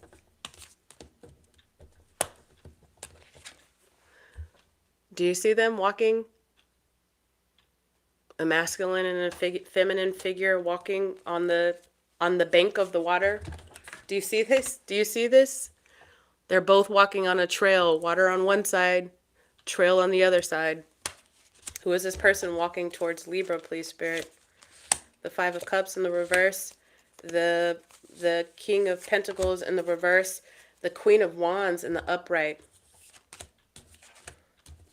One more time. You need to be moving on, or you will be learning to move. You will learn to move on from the person from the past, the King of Pentacles in the reverse, who was not giving you the reciprocation. There's unrequited energy there, Libra. You're moving on from that. You're moving away from that. It was never going to happen. It was always meant to be temporary. All right? What's coming towards you is this Queen of Wands in the upright. Very exciting type of person, very exuberant, warm, determined type of person, not a bum, but sometimes an Aries, sometimes a Pisces. But the thing I need to clarify is, what does this person want with you, Libra? And the reason why is because sometimes the Queen of Wands is in this like self-journeying kind of thing that's happening, to where they don't always have the consistent time to fully devote to a relationship. So let's see where this Queen of Wands is going for you. The Queen of the Empress in the reverse, the Three of Swords in the upright. You're dealing, and then the Wheel of Fortune in the reverse. I feel like you're going to soon be dealing with somebody who, at work, or that you meet through work, who is going through a transition period themselves. It could be a loss of a job. Give me some more clarification here. Feeling like their luck is down. They're down on their luck. And then they see you. Knight of Cups in the upright. The Nine of Swords in the reverse. The Fool card. You come around the corner, they see you. And then they feel,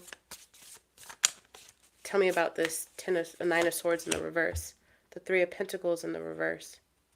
Why are you talking them out of like their work situation? The Temperance in the reverse. The Eight of Swords in the reverse. I feel like there's something going on with their job, Libra.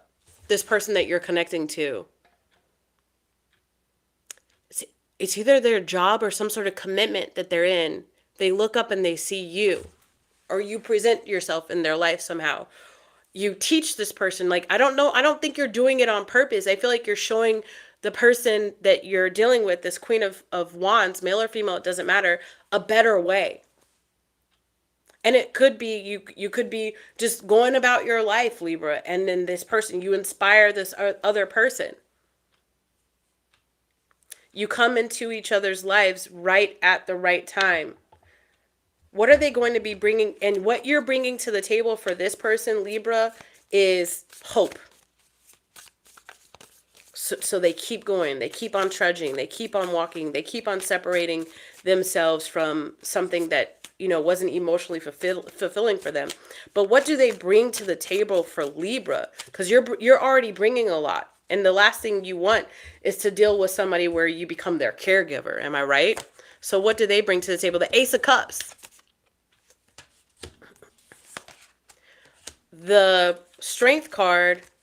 The Ten of Pentacles in the reverse. High Priestess again. Stop pulling. Okay. But can I ask why the Ten of Pentacles in the reverse? No. Okay. So it's work setbacks.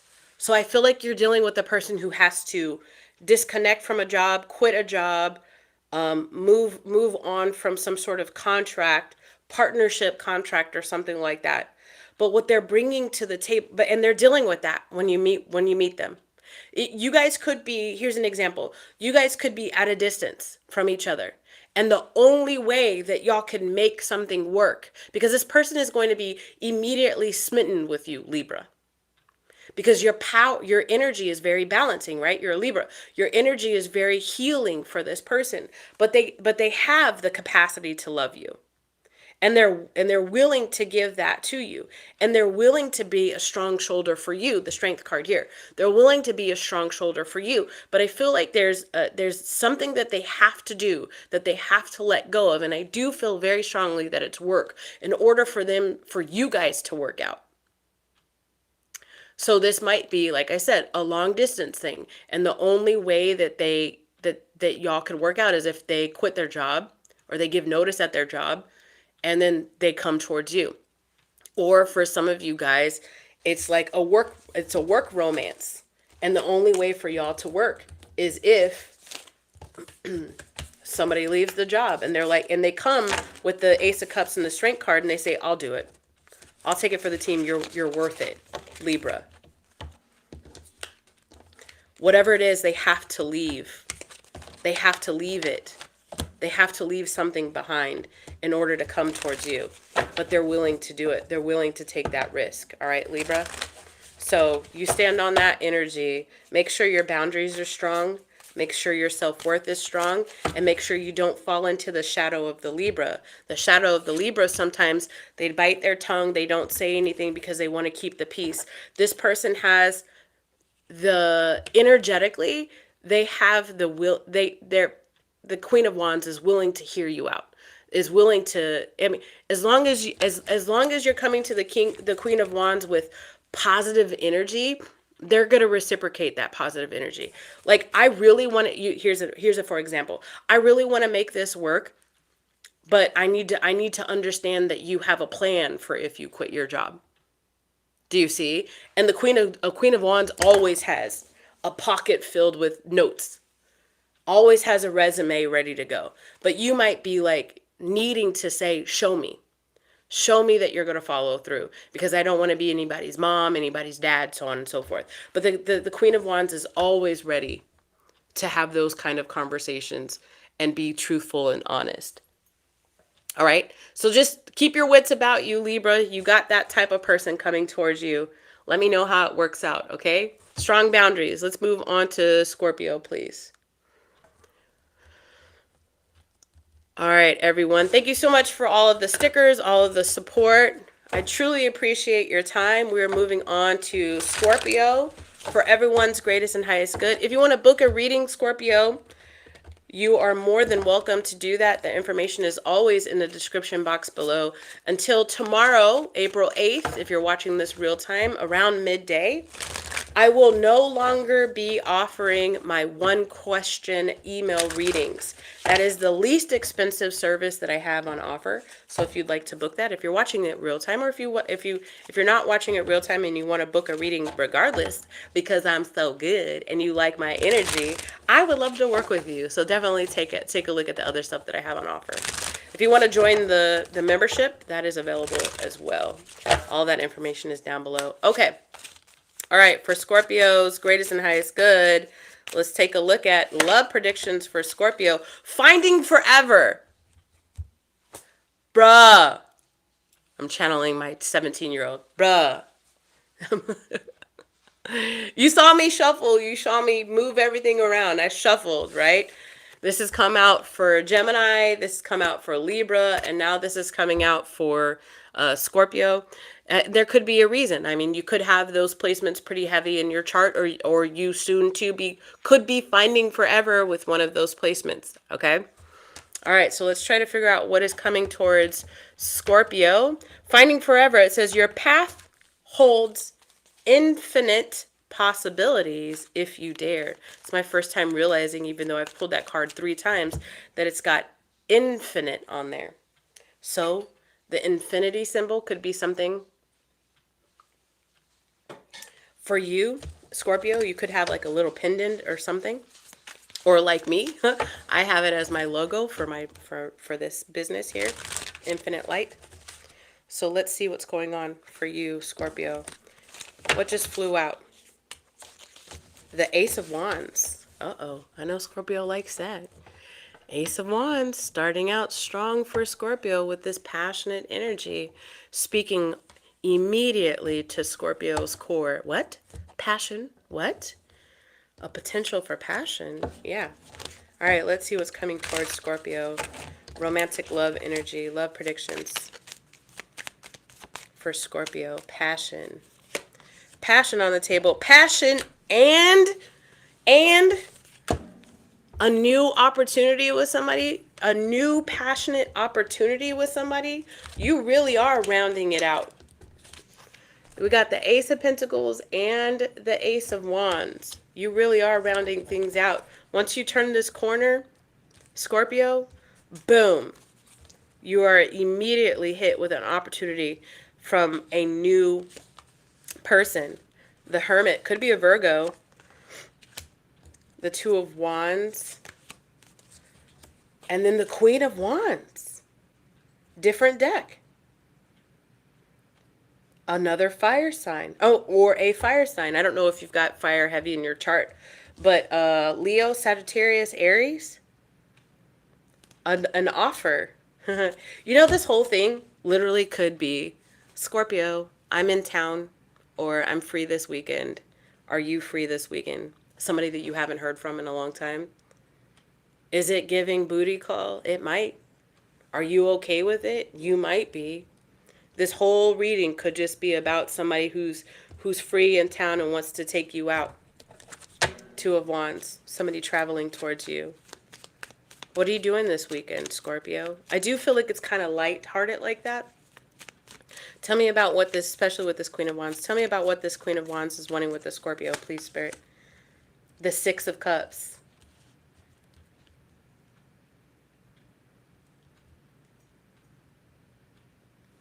I don't know if I want to tell y'all the first thing that came to mind. Maybe I'll keep it to myself. But I feel like this is a person that you've had a couple of rendezvous with in the past, Scorpio. How does Scorpio feel? Six of Cups. I really do feel like there's definitely a level of you know this person and this person knows you. How does Scorpio currently feel about who this person is, please, Spirit? The Lovers. Scorpio, you can... I'm getting... In Living Color, I Want to Rock Your World, like Jamie Foxx. And then I'm getting Yes or No from the movie. I can't remember what the movie is. Like, you're going to have to quickly make a decision about if you're going to give this person time or not. And you're going to be okay with it. It's going to be exciting for you. This could be just a quick rendezvous, but you are okay with it. It could be a drive-by lover or a drive-by love affair. What's going on for Scorpio? I think I'm just predicting a booty call. This is essentially the Wheel of Fortune. In the reverse, the Ten of Wands, and the upright, Sagittarius and Scorpio right here. Sagittarius and Scorpio right here. Let me know if I've called it. At the bottom of the deck, the Two of Pentacles. Why the Wheel of Fortune in the reverse? Why a Wheel of Fortune in reverse here, please, Spirit? This person watches you, though, Scorpio. They like the way you move. I mean, yes, they like the way you move. I get that. But it's like beyond that. They like the way you hold yourself. They can't move on from you. You might be like, why am I constantly connecting with this dude or this girl, even though I know like it's just like a physical fling kind of thing. It's because there's more to it, but I don't think either of you guys are admitting that. The Two of Pentacles at the bottom of the deck. Tell me about the Two of Pentacles. Prioritization. What? They're always going to pick you. The Seven of Pentacles in the reverse. Yes. Are you ready? Lack of long-term vision. All right. So, essentially, like, you're the number one person. You could come for me. I don't care. I really don't give a shit. I'm telling you what's on the table, Scorpio. You are the number one person for this person, as far as passion is concerned. The number one person for this person. You are this person's best, and they seem to also be yours. And you don't have no problem with an energetic physical exchange between the two of you guys. Where is this headed? I mean, that's the Seven of Pentacles in the reverse is telling me that there's a lack of long-term vision, but I do feel like both of you guys have either said, we're not going to let this go anywhere. I want this just to be sex and sex only, or it's kind of been giving that vibe for so long already. Where's this headed? In the right now energy, where could this head for Scorpio, please, Spirit? The bedroom. No, I'm just kidding. The King of Cups in the reverse. Yep. The Devil in the reverse. The the Page of Pentacles in the reverse, and then the upright as the Five of Cups. Somebody has feelings for the other person, and even though somebody has feelings for the other person, and even though you guys only meet physically, You feel, the other person feels, or you feel regret when they have to leave. Like, you want things to last longer. You want this to go to, I'm guessing it's you, Scorpio, because I keep saying you. You want this to go towards something bigger than just sex. But I am getting, and forgive me how I'm saying this. I'm just gonna say it the way I'm saying it. But I mean, it could be deeper than that. But I feel like you're like, well, I'm gonna take it however I'm gonna get it. I mean, it sounds toxic AF. It really does. But the I can quit at any time. That's what I'm getting. I, I'm not addicted to this person. I could quit at any time. No, you can't, Scorpio. No, you can't. No, you can't. You can't quit at any time.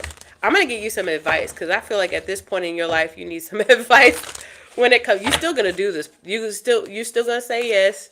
You still gonna reach that rendezvous, the quickie or whatever. You still gonna do that. But I want to give you some long-term advice. Long-term advice, please. The King of Pentacles in the reverse. Control your output. Control your output. Control your output. Control your output. Wear protection. You hear me? Control your output. Wear protection. Take that pill. Take that contraceptive before. I don't know. I keep getting domineering. I feel like you guys are not good for each other, but could be good for each other. Like, you guys are both each other's. It literally says time management on here. Some of you guys have somebody else and then secret lover around for just the right occasion. Y'all need to elevate yourself, Scorpio. Go out there and heal. It's okay. It's okay. It's okay to actually love somebody. No, but all right. So the truth is, so the advice is wear protection. Take your contraceptive before you meet with this person because they're saying it for a reason. So listen up. All right. And then others of you guys are going to, y'all are all going to need to learn to only give to somebody who is giving to you, especially if you feel feelings for this person, but you're trying to stifle them or disguise them because you don't want to push this person away. You want me to ask how this person feels about you, don't you? All right. For Scorpios. For Scorpio, this person that, because some of y'all just keep them around because it's so good, even if you're already talking to other people. But Spirit's saying there's a better way to manage your time. How does this person truly feel about the Scorpio? This person that Scorpio keeps around as a good time. The Scorpio actually has a little bit of feelings for, or is developing feelings for. How does that person actually feel about Scorpio? If they're being completely honest with themselves and me, no walls up, how does that person actually feel about the Scorpio? The Fool in the reverse.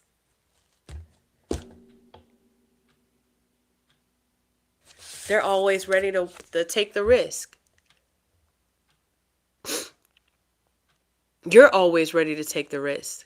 You're always ready to take the risk. How do they feel about you? The Fool in the reverse. You're always ready to take the risk. I don't like that. They know you're going to say yes. All you got to do is say yes. Is that Floetry? Let me undress you, babe. Open up your mind, that's just. I'm about to let you know you get me so.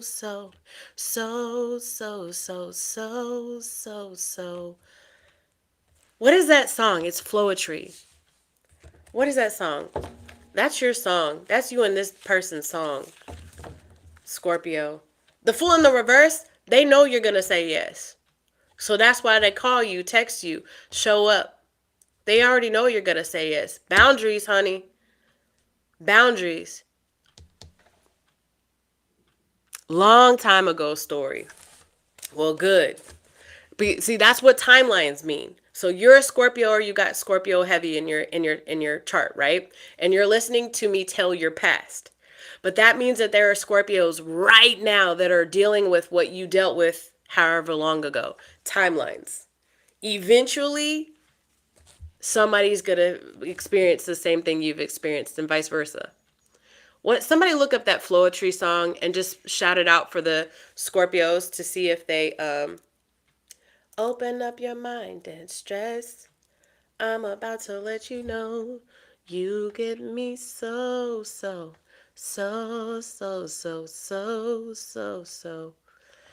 heavy passionate connection there, guys. All right, for Scorpio, if you're listening to this and this is a once upon a time story that you've dealt with before in the past, and Floetry, say yes. Thank you, Tam Tam. Floetry, say yes, Scorpio. Listen to that song. See if it triggers you in any way. If it angers you, then you know you know what you need to do. Block and ignore. But for those of you guys who are Scorpios and you heard this and you know for a fact that I'm telling your past, take a look at your other placements in this reading, or stay tuned for your other placements in this reading, because I'm obviously tapped into your energy. So let's see what Spirit has to say about your other placements, okay? They said, I wonder who this is even talking about. Somebody's got it. All right, let's move on to Sagittarius. All right, Sagittarius. I got my allergies. My body is doing an amazing job trying to fight these allergies. Boy, I tell you what. All of a sudden, out of nowhere, everything just switched up. A Navy guy. Goodness. Are you the Air Force girl? Cross-watching for Sag always happens. Sagittarius, your fans are here. I hope Sag is showing up. I don't want to just talk to the fans. Sagittarius, come to this reading with an open heart and open mind, okay? My intention with this reading, as with all of my readings, is to try to help you gain some clarity over your love life. These are love predictions. If this isn't your reading, but you like the way I read, consider checking out your other placements. Maybe that's exactly where Spirit wants you to be. All right? So for Sagittarius, is greatest and highest good. Romantic love for Sagittarius. Avoid burnout. Oh, Sagittarius, are you connecting to a fire sign, a fellow Sagittarius, Leo, or an Aries? Are you? Avoid burnout. It says, a fiery passion is consuming. Sustain lasting balance. So you're being asked to embody the energy of your Temperance card right now. Calm down. Whoa, Kimosabi. That's what Spirit is saying to you. I know it looks good. It smells good. It walks just right. It speaks just right. And it looks at you just right. Whoa, Kimosabi. Calm down, Sagittarius. Not right now, or not again, not yet, right? Something like that. Avoid burnout. Sagittarius is like, but I could go all night. Yes, but Spirit is saying, just chill for a bit. Hold on, my curls are doing the thing. Who out there has curly hair and you can resonate with your hair? Just sometimes the curls, baby. All right. Although I wouldn't want anything other than curly hair. But I'm just saying, my hair isn't as long as I want it to be yet. So it's not as weighted down as I want it to be. So it's doing a thing. I'm going off on a tangent about my hair, Sagittarius. Does that mean something to you? Not my hair. What? Oh, you're an Air Force girl? I am too. I'm retired Air Force. 20 years. From the year 2000 to the year 2020. Wait. Oh, we already knew that.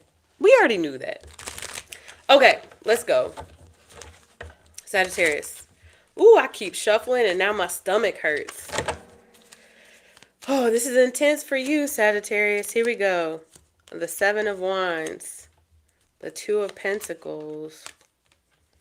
The Hierophant. And the Knight of Cups. I can't help it. Thank you, Tam Tam. I appreciate it. I can't help it. That's Sagittarius. Sagittarius is like, I can't, Shawnee, I hear you. I already know, but I can't help it. I need to. This is like a continuation of Scorpio's reading. Look, even Sagittarius is over here with this Hierophant. Sagittarius is like, I've been on my knees. I have prayed over it. I've gone to therapy. I've talked. It doesn't have to be all of these, but it's some of it. I've gone to therapy over it. I talked to my confidants over it. I talked to my mentor about it. I can't help it. There's something about this person that just keeps pulling you in.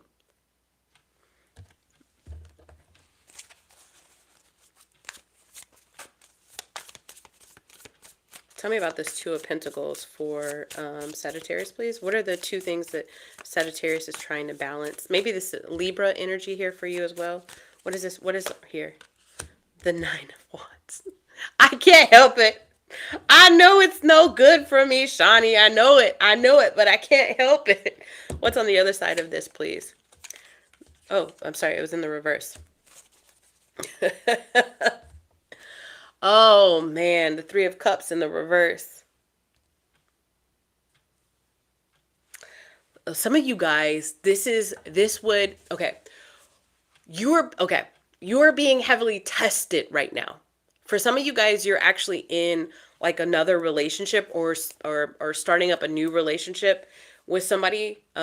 Very specifically, if you did start up a new relationship or you're thinking about starting up a new relationship, not in this connection, that person started out as a friend or a part of a friend group or something like that, right? So on one hand, you're like, I really want to start up something new. And on the other hand, you've got such a strong pull towards this other person that it's like you're constantly like going back and forth between this fiery, passionate thing and then this new thing. What's this Hierophant about? Because I feel like it's either therapy or a confidant that you've been talking to. What's this Hierophant about for Sagittarius, please? The Hierophant, please, Spirit. The Death card. Oh, okay. So well, that's not gonna be for everybody. I mean, I could say it, but for some of you guys, like you've got a pretty heavy connection with somebody who's passed on, and you still communicate. This is very specific, but you still communicate with that person. I mean, it could be through mediums, or you could resonate as being some sort of medium yourself, or you just have like such a heavy connection with this person before they pass that you still talk to them. But essentially what's happening, whether it's a person in spirit world that you're talking to, like an ancestor, or it's a person in reality that you're talking to, what's happening is that those conversations have been helping you transform as a person. I'm really getting like this sort of therapeutic or therapy kind of thing that you've been going through. No, to try to stay the straight and narrow. You know, to try to protect yourself from going back into old habits. I can't help myself. So you've got two relationships on the, you've got one relationship on the table that is a potential thing that you're trying to maybe potentially help grow. And then you've got a fiery connection, which is the first card that came out. So let's go both directions, because I feel like your mind and your heart and your loins are going both directions, Sagittarius. So let's find out what could be happening with this kind of newer relationship that's on the table that I have for you. What could be happening in this next week for Sagittarius with this newer sort of thing? The Seven of Wands. Seven of Wands is coming out twice for you. That's a lot of Leo energy. Competition. The Three of Swords in the reverse. Trying to still be optimistic. 1, 2, 3. The Fool card. Yeah, that's, and then, okay. All right. And then the Sun card over here.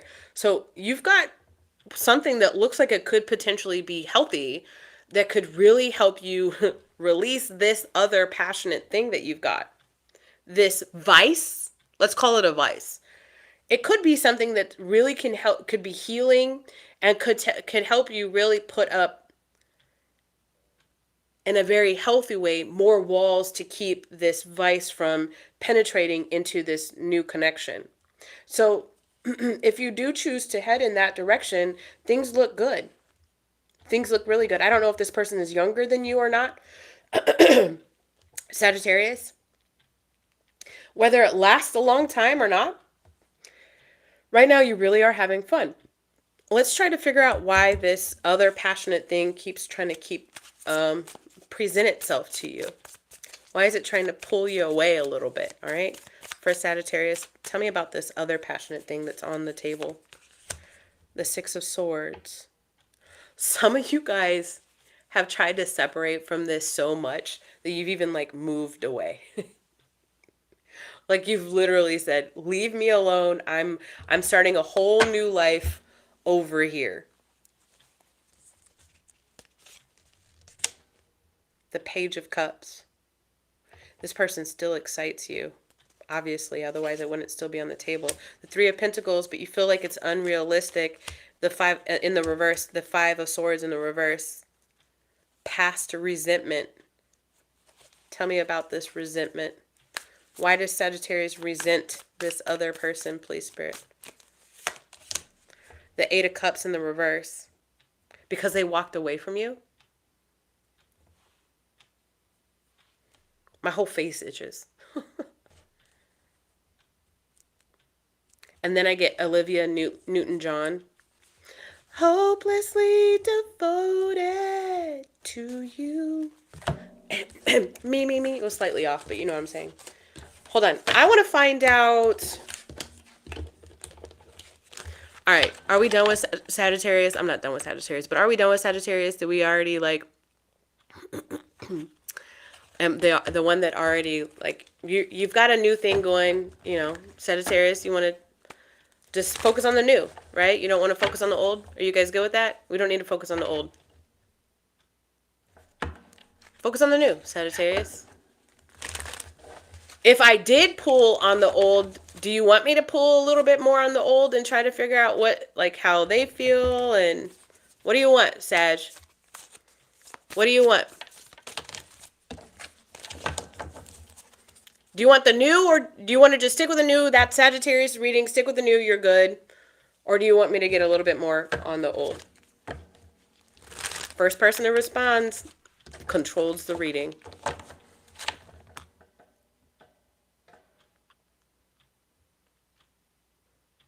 Okay. New. Leave the old in the past. Leave the old in the past. This new thing, it could actually be something real for you. Doesn't matter how it lasts, how long it lasts, how long lasting it could be. That doesn't matter. Right now, this new energy is bringing out the Sun card for you. And if you were to revert back to the old energy, Sagittarius, you're going to be stretching yourself thin. You're going to end up revisiting old habits that you've done really tried hard to overcome. Remember, some of you guys have been through therapy. A lot of you, all of you guys that this story resonates for, you're in a healing journey. Going back is digressing. Could it show up in your inner? Is it showing up in? It's showing up in your energy because you have a heavy karmic tie to this person. So I'm going to acknowledge that. But there are some people that in this reading today that have heavy karmic ties to people, and a new person is coming. But and so they have to have faith. They have to have a blind faith and say, the new person is coming. The new person is coming. The new person is coming. I'm okay. I'm safe. I'm beautiful. I'm strong. I'm successful. The new person is coming. This new person is healthy. I'm healthy, blah, blah, blah. They still have to do the affirmations, right? But for Sagittarius, the new person is here. So you don't have to do the affirmations. You don't have to go on blind faith and that somebody else is going to come to fill this void. Right now, you need to leave the past in the past because you are lucky enough to have somebody in your face that is wanting to mingle. So Mingle.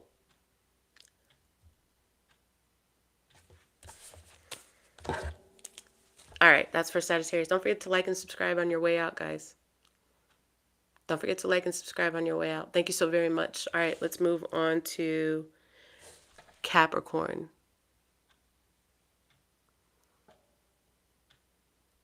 Yeah. Hold on, pause. But go back to Sagittarius. Okay. Some of you guys might find yourself sabotaging. Oh, dang it, I keep doing it. I don't know. Is that you, Spirit? Because I don't snap. I must be channeling some. I don't normally snap, so, but I have started doing this when things get real, so I want to get real for you real quick, Sagittarius. Okay. Are you listening? There's no reason for me to get loud. I'm just going to get very intentional. All right? There could be a pattern of sabotaging and self-sabotaging new relationships because you're so used to that fiery, passionate, deep thing that you had or have still can feel with this other person. It's your brain saying, but we know this other person, this new person, who knows what this new person could do? Who knows? I mean, can this new person even do the other stuff that the old person can do? I don't know. There's too much unknown because it's so fresh, right? But don't let your mind take control over what could really be something good for you. Do you hear me, Sagittarius? Do not let your loins or your mind or old habits or regression take over what could really be something new and good for you. You are attracting in a mirror of all of the healing work that you have done up to this point. All of the advice that you've taken in, all of the baggage that you have released. Allow the universe to show you love.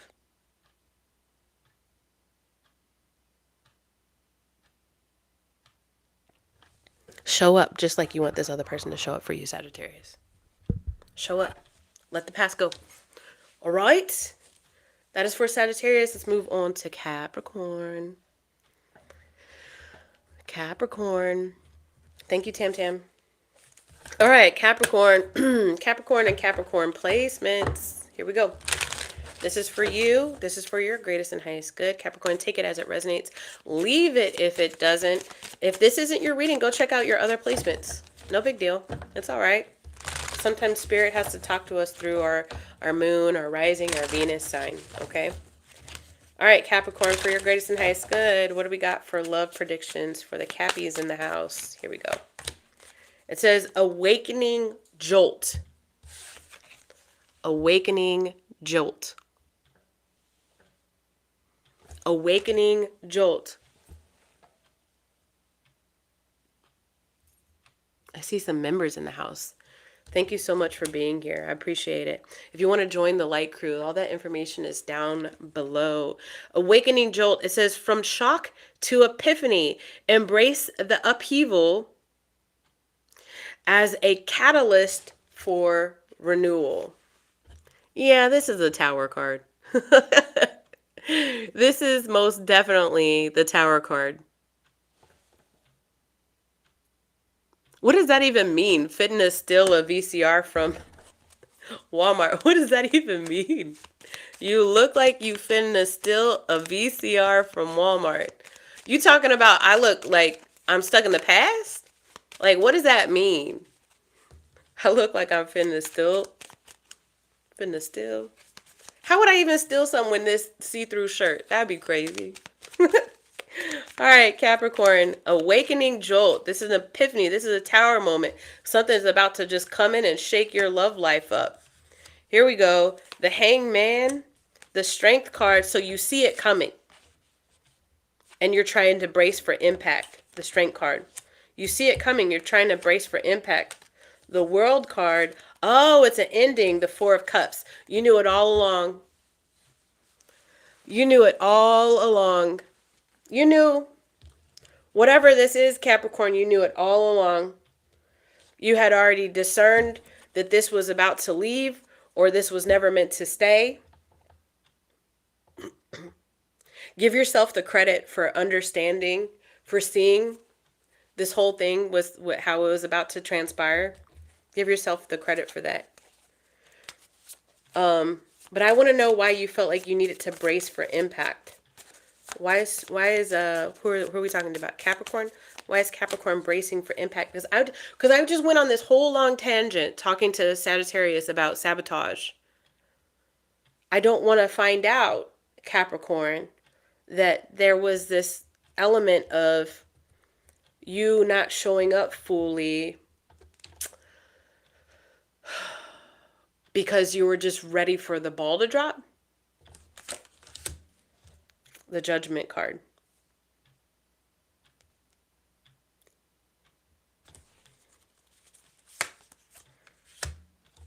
The Ace of Cups in the reverse. Blocked or repressed emotions. The Five of Pentacles in the reverse. The Devil card in the upright. What was it about this person that they, like, you knew? You already knew this wasn't going to last. What was it about this person? Did they give you deja vu? Yes or no? Did this person give the Capricorn some sort of like deja vu? It was more like you've already recovered from this. It's a maybe card. It's not a yes or no. The Four Swords in the reverse. You've already... It was like... Oh, okay. So you're dealing with somebody in the next 7 days as you're watching this, Capricorn, or a situation, a situationship or something, a connection, right? Where you just already knew that it had lost its steam, its momentum. You've seen this before. This isn't your first time. This isn't your first rodeo where it gets to a point and then it just fizzles out. And it wasn't that you were, because I keep getting this brace for impact. But it wasn't that you were sabotaging it. It's just that you were like coasting. How are you showing up? How is Capricorn showing up to this connection, please? What energy was Capricorn bringing to this connection? The Six of Pentacles in the reverse. I stopped giving to this a while ago.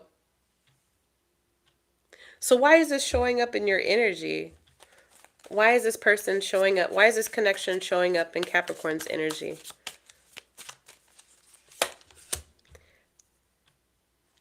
The Five of Cups. The biggest thing that you need to understand is, the biggest thing that you're learning this week, there's baggage that you have in your energy, Capricorn. There's years of unrequited love. There's years of betrayal. So there could have been an element of sabotaging this connection. And don't beat yourself up over it. It's a protective mechanism, Capricorn. So the thing that we have to learn to do, I mean, if you want to work with me as a coach, I can help you with this. But the thing that we have to learn to do is to get to the root of the problem. You've seen this before. Same shit, different pot. Same behavior, different face. So how do we stop selecting those faces? Right? There was and I've talked about this before, and I don't know if I talked about it in your energy, but there was this lady I was watching. She's a relationship coach, and she said somebody had called into her live stream and said, I keep attracting the same losers. And she was like, no, you attract all type of men, but you keep picking the same losers. So how do we get to a point where you don't pick the losers? And don't you even think about saying, well, I just got bad luck. No. You have on the wrong prescription.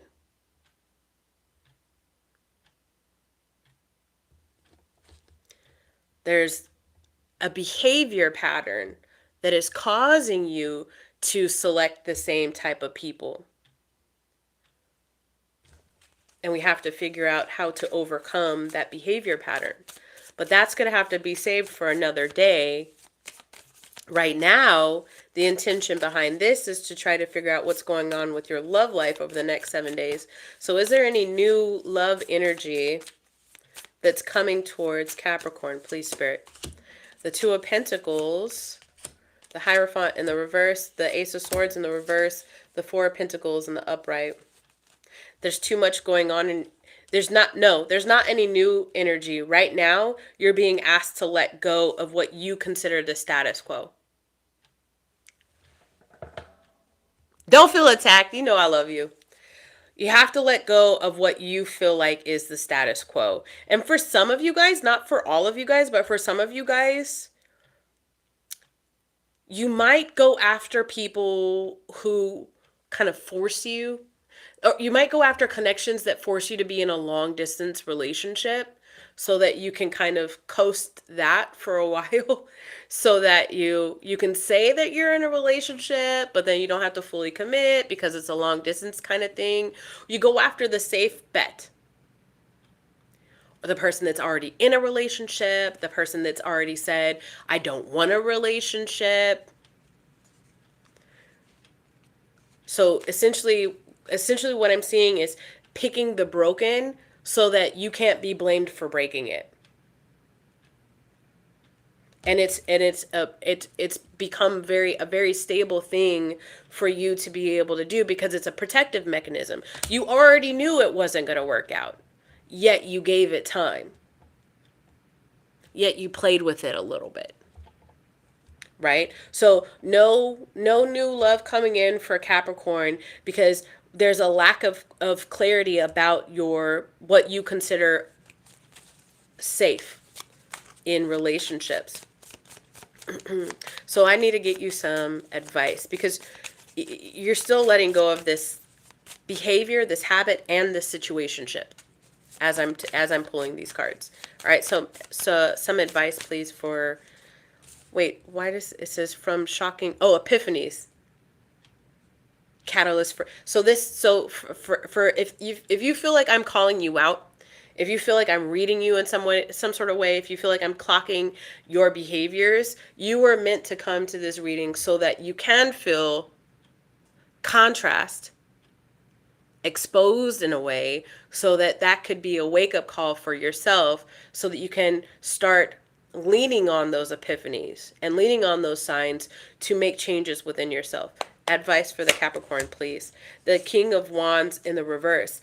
No impulsivity, no hastiness, no. Okay, so the King of Wands in the reverse is somebody who's like keeps their options open, non-committal, and goes after the shiny object, or goes after the person who is giving them interest. So essentially what needs to happen is you stay away from the charismatic people. You stay away from the love bombers. You stay away from the people who are non-committal off of the back. You don't commit to the people who are non-committal. The King of Wands in the reverse is also very selfish. So maybe that's what you need to start embodying, Capricorn, is a selfish energy. And have very high expectations for yourself. That's also Scorpio energy on that card, and it's also Sagittarius energy on that card. So to take things a little bit further, let's talk about the Scorpio energy on that card. Scorpio has the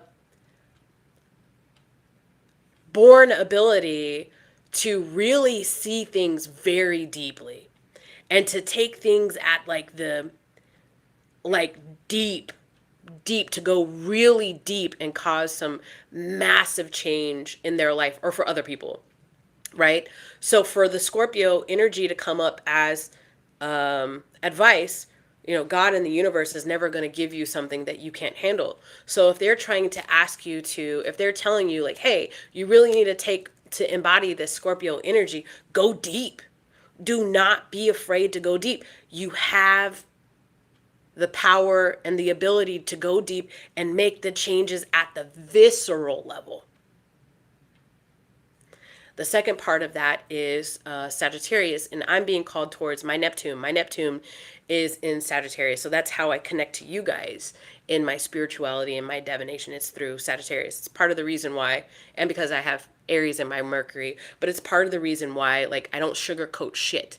I'm going to find the truth. I'm going to show you the truth, and I'm just going to give it to you as is. So that's it.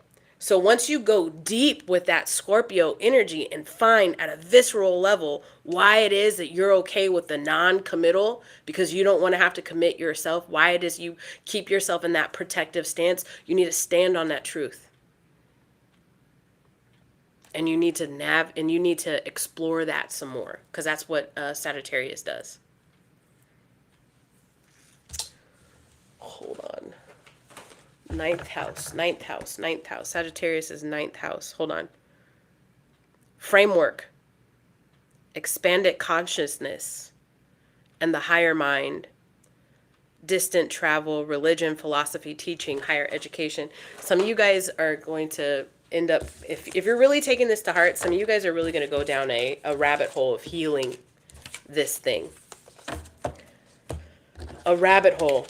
Until you figure out the truth, you're not going to stop to heal it. And you're going to need to in order to shake your life up, like the original card that came out, so that you can, excuse me, I hit the microphone, so that you can start showing up different and attracting different. Remember, it's not that you only attract in the losers, it's that you're only selecting the losers. You're about to go down a rabbit hole of figuring out how to pan out and see that there are other people who are attracted to you, and leave the losers over there and commit, and finally commit to the people who are willing to commit right back to you. Was that Capricorn? That was Capricorn. All right, Capricorn, that's your reading. I hope that it helped. All right, guys, let me know if you want to work with me in any capacity. That information is down below. All right, so let's move on to Aquarius. Aquarius and Aquarius placements. Aquarius and Aquarius placement, Sun, Moon, Rising, or Venus. Aquarius, come to this reading with an open heart and an open mind. My intention with this reading, as with all readings, is to try to help give you some clarity over your love life.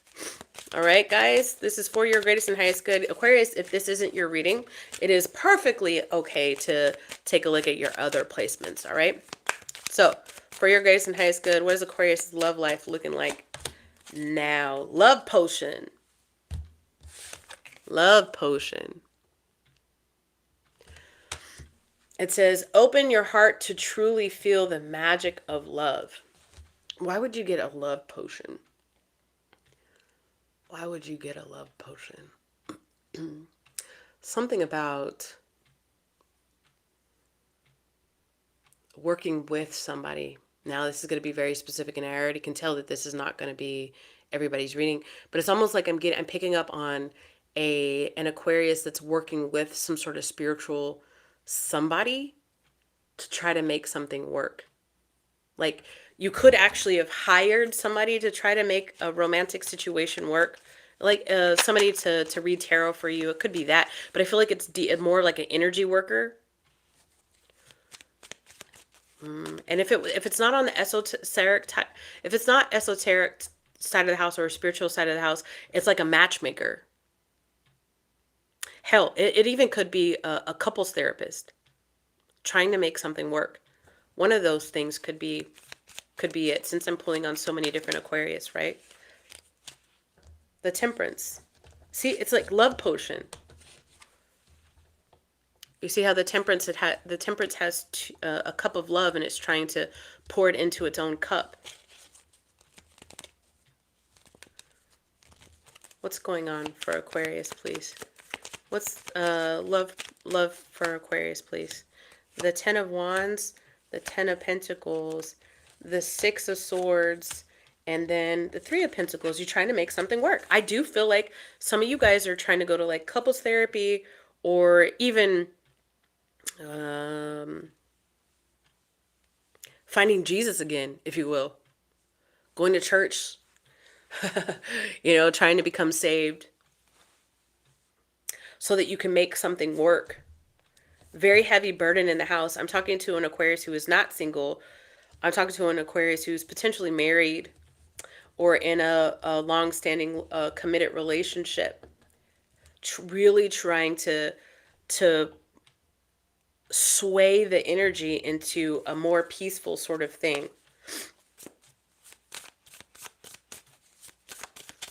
Tell me about Aquarius love life, please, Spirit. 2 cards. 6 of Pentacles and the Judgment card. 6 of Pentacles comes out in the reverse. I'll stop. I'll stop. You say, I feel like you're saying, I'll stop. Why are you saying, I'll stop? Why is Aquarius saying, I'll stop at the bottom of the deck? Why is Aquarius saying, I'll stop? The Death in the reverse. I'll stop, unable to move on. Hold on. I'll stop, unable to move on. I'll stop. Bringing up the past? I'll stop. It's like you're having a conversation with somebody. And I don't know if the person that you're talking to is like an angel or your higher self, or like, I don't know if you're praying to God, like, I'll stop. Or if you're talking to like a pastor, a priest, a rabbi, a coach, a shaman or something, a therapist, or if you're talking to your partner, but you're saying you're saying, I'm going to stop being resistant to change.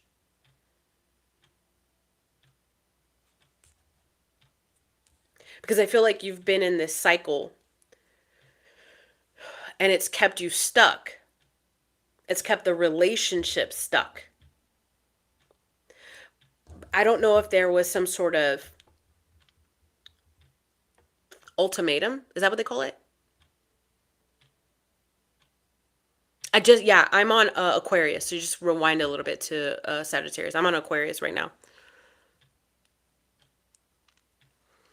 I don't know if somebody gave you some sort of ultimatum or something, and then you're like, I'll stop. With whatever the back and forth is, the wind up is. What's going on here? Aquarius. Aquarius's readings are always so, like, I don't know what's going on with Aquarius sometimes. Like, if you're an Aquarius that I have been reading for, or you're a cross watcher and I've been reading for this relationship that you've been in, you've been through a lot of ups and downs. There's been a lot of cycles of it almost being on the cusp of being over and then reeling back in. Like a lot of breakups to makeups type thing. What's going on here? The 6 of Swords fell out on the 6 of Swords. 2 different decks. And remember earlier I was saying, I feel like you're trying to move the energy into more of a peaceful sort of thing. But now, and that could be what the original intent is. And oh, by the way, that's Aquarius energy, the 6 of Swords. So you could be dealing with another Aquarius or another air sign. Or this Libra full moon really did a number on you. And it's caused you to move away from the stuck energy, right? Because the person that's on this boat is leaving the land of the dead and moving towards the land of the living. The land of the dead was, things are stuck. I don't know what's going on. But you were the one that needed to move on from whatever was in the past. And you're having this awakening of, you're right, I do need to move on from whatever's in the past. And by doing that, especially in the next 7 days, you are actually able to move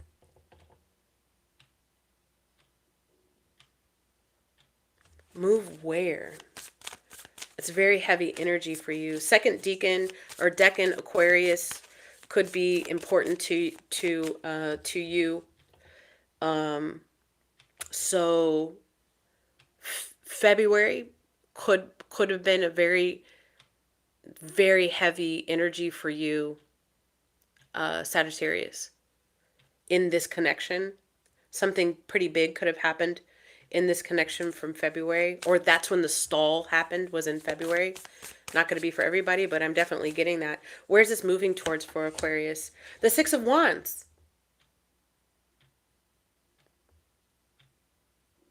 And I'm back in the game. Aquarius, this relationship has been on the cusp of being non-existent so many times. And I feel like you're back in the house again. I'm talking to an Aquarius or an Aquarius cross-watcher.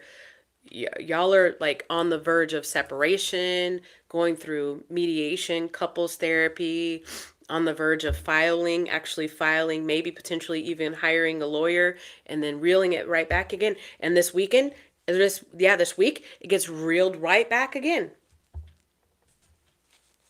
How does Aquarius' person truly feel about the Aquarius?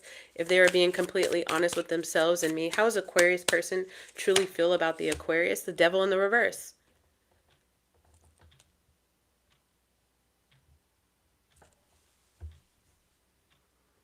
For some of you guys, it's an addiction thing. And you're on the mends again, back in rehab again, or just recently out of rehab, or you restarted your number count again. But the Devil in the reverse, how does this person feel about you? They feel like you're trying to overcome the demons. The demon doesn't have to be a vice or an addiction. The demon could be in here. Like, demonic energy is unresolved, unacknowledged, very negative emotions, even trauma. On the mends, you're on the mends. How does this person, what intention does this person, what does this person want from this relationship with Aquarius? What does this person want with this relationship with Aquarius? The Sun in the reverse. They want a happily ever after, but I feel like they're slowly starting to see the patterns. The in and out. They do still want to, they do. But they see that it's slow going, and they see that there's a lot of other stuff that plays a part. The Sun in the reverse is still a good card, though. What do you want? What does Aquarius want from this connection? What does Aquarius want from this connection, please, Spirit? The Eight of Wands in the reverse.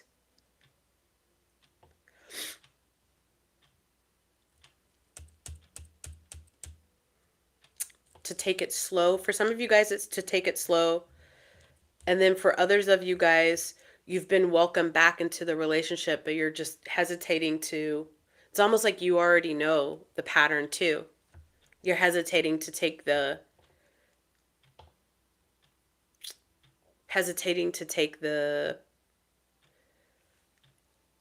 invitation. There's a Sagittarius reference here too. Some of you guys might have had to, not long distance, but maybe very specifically, if you had to go somewhere for like rehab or work or something, you're not yet at home yet, back with this person. That's very specific. What does Aquarius want from this connection? Just to take it slow, though. What does Aquarius want from this connection? The World card in the reverse. All right, you're not done. You're not done. But some of you guys, there's like there's distance. And so especially with the World card here and the Eight of Wands, you're having to like have phone conversations about it. So you're not yet. Some of you guys haven't fully received the invitation. Maybe you're going to receive the invitation from this person to come back this week. But y'all are talking about it a lot. FaceTiming, Skyping. I don't know what people do. Zoom meeting, Teams meetings. There's something about that for some of you guys. A lot of internet stuff happening, a lot of internet communication before you're actually let back, or before you actually come back, before your plane lands, before your train gets there, something like that, before your taxi arrives this week, but still taking it slow because I feel like you have no choice but to. All right, let's move on to Pisces. Tam Tam, everyone in the house, thank you so much for being here.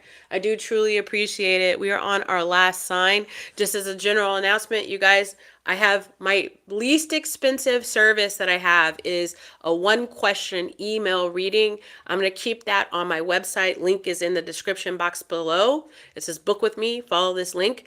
That is going to be on my website until tomorrow afternoon, and then I'm nixing it. I'm getting rid of it. No more 1-question readings. So you can book a reading. You can book a reading for whenever you want to, but you got 24 hours to do it before I get rid of it. All right. So take a look at that in the description box below. Let's go to Pisces, and then we are done. Everyone, thank you again so much for spending your Tuesday afternoon, evening, or morning with me. I appreciate you. All right. For Pisces, greatest and highest good, love, romantic love energy for Pisces.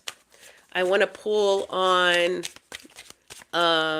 Pisces, Sun, Moon, Rising, or Venus. Pisces, come to this reading with an open heart and an open mind. It's okay. They just go to the description box below, Tam Tam. It's fine. Open heart and open mind, guys. If this isn't your reading, Pisces, consider checking out your other placements, all right? You are more than welcome. But if it does resonate with you, consider liking and subscribing.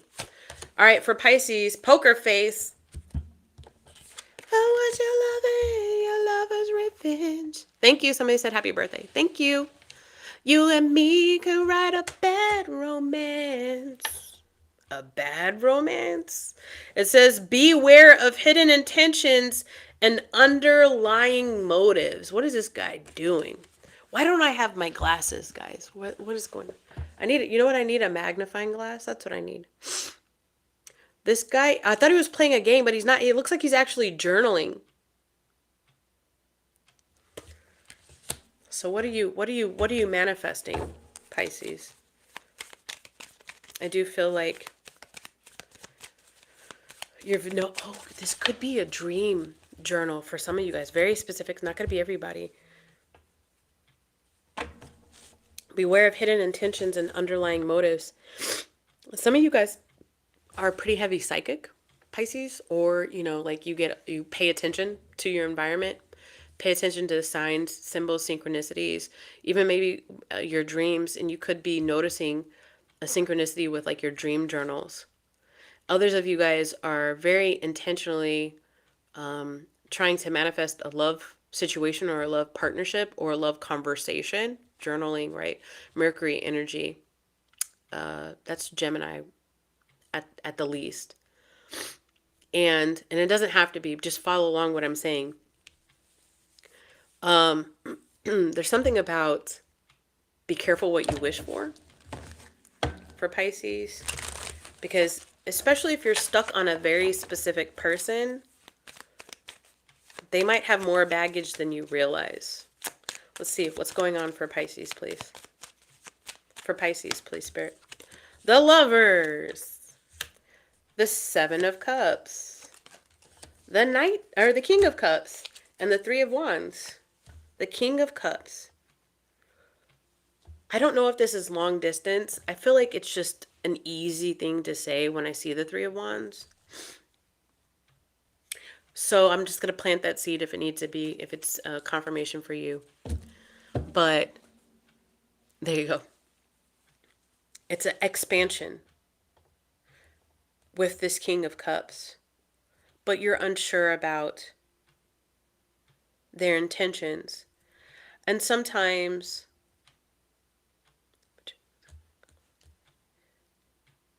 you get this feeling like they want to be with you. They're choosing you, the Lover's card. And then other times you're like, what? That contradicts what you just said yesterday. It's very wishy-washy, in and out, which is crazy because when I do my love readings, I always say, I want the King of Cups or the King of Pentacles. But I feel like for you, you're getting the King of Cups, male or female, doesn't matter, guys, just follow the story, right? I feel like for you, you're getting the King of Cups, somebody who is very emotionally aware and in tuned, and could be like, another water sign, but doesn't have to be, but very much mature. For some of you guys, very specifically, like they're a parent, so they've got this parental energy, but they're missing the King of Pentacles, which is somebody who wants to commit right now. And that's where the confusion could come in for you, Pisces, because it's like, in 1 minute, it's like, wow, this person really has it all. And the other minute, it's like, but, right? What is this person? How does this King of Cups feel about the Pisces, please, Spirit? How does this King of Cups feel about the Pisces? The Sun card. Wow, now I'm confused. Why they give that dichotomy of energy for you. If they see the Sun card for you, then that's like, yeah, let's do this. You know, let's go all the way. Even take me all the way. Take me all the way. Here comes the song again. Ah, let's go all the way. This dang song, I'll never listen to that song. So why the confusion? Why does this person bring about the confusion for you? Beware of hidden intentions and underlying motives. So tell me what the hidden intentions are of this King of Cups with the Pisces, please, Spirit. What's the hidden? What intentions? Oh, God, there's so many blocks. What are they hiding? What are they hiding? The Judgment card. They're hiding from themselves. Why are they hiding from themselves? The Ten of Swords. Why the Ten of Swords? The Knight of Swords. Lip service. I feel like this person might have very quickly divulged, like without even thinking. There's impulsivity here. And the people that struggle with impulsivity are fire signs. But this person, I think, impulsively divulged a whole bunch of information to you, even potentially with this Three of Wands here, was like talking about a future, and then now they can't, it's out, and it's out. Like they said it, they can't reel it back in. And every time they try to reel it back in or tighten the reins, you get confused, because it's like, wait a second, we have this whole long conversation. Now you're saying this, that, and the other? It's like a person that said, you know what, you're my person. I want to get married to you. And then saying, but whatever. And you're like, why is the but even in your statement? You literally just said, I'm your person. This is very specific. So now they're trying to hide from everything that they said. They're trying to convince themselves that it was just like a one-off. Maybe Pisces doesn't remember it. How does Pisces feel about this King of Cups, please, Spirit? How does Pisces feel about this King of Cups? The Ace of Pentacles. Yeah, this could actually be something. So you're in the Seven of Cups.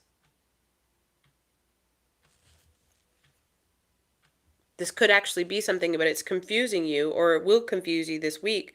So where do you go with your energy, please? For Pisces, where does Pisces go with their energy? The Ace of Swords. The Page of Cups. The Ten of Pentacles. And at the bottom of the deck, the Two of Swords. Or the Five of Swords. The Five of Swords. Ha! Hold on, you're about to tear this person a new one. Why the Five of Swords? The Four of Pentacles. That's why you're manifesting. I was reading this book. I can't remember what the book is. I think the author's name is Doreen, and there's confusion, speculation around this lady. But anyways, I was reading this book, and she was saying that she was communicating with the angels. Like, she channels angelic messages all the time. And she had manifested, she sat down in her journal years ago. She had sat down in her journal, and she had manifested, or she had written down all the characteristics of like this person that she wanted, right? And then one day she meets him, and this is after a divorce. So she's really on cloud nine, because she's pivoted completely as a person, and she's grown as a person, especially from the divorce. And she knows now exactly what she doesn't want. And now standing in front of her is exactly who she did want. She manifested this person. She wrote it down to the T, and the universe and her angels presented this person in her life, which means she had to have elevated as a person to grow into that. But and that's exactly what happened. But as she started to know this person, she does end up marrying this person. But as she's starting to know this person, she continues to grow as a professional and starts touring the world and starts doing all of these public talks and dives deeper into her spirituality. And this guy is not a spiritualist. And he's at home all the time and she's on the road all the time. And she had this conversation with her angels and said, you told me, you made me do all of this manifestation. You showed me all this manifestation stuff and you gave me testimony that manifestation does work. But why did you put this person in my life if he's not going to be open spiritually like I am open spiritually? And now I feel like I'm leaving him in the dust and I feel bad about that. Because then it looks like I'm about to be on my second divorce. And the angels came back and said, well, you manifested this very specific thing and we gave you this very specific thing. But the one thing you forgot to add to the list is that the person needed to be spiritually open-minded or have the same sort of spiritual views as you so that he could come along with you or be about personal growth like how you are. He's everything else except for about personal growth. And so it's a lesson in manifesting. This is a lesson in manifesting. You are proving to yourself, Pisces, that you are a master manifester. And more, as you start to grow into yourself and learn yourself and remember who you are, you're going to start manifesting things faster and faster. You can see it be tangible things. You can see it be career sort of things. You can see it be relational sort of things, including this connection you have with this one person. At one point in your life, Pisces, this King of Cups would have been an amazing match, but you are no longer aligned with this energy. You have outgrown this energy. You see potential, yes, but you also see and will gain clarity. And the clarity is that they can only give you the Page of Cups. But you are on the cusp of so much more. Why settle for the Page of Cups? And this is the clarity you're going to soon be getting this week with this Ace of Swords. Yeah, potential is there. Cool. That's somebody, it's a warm body.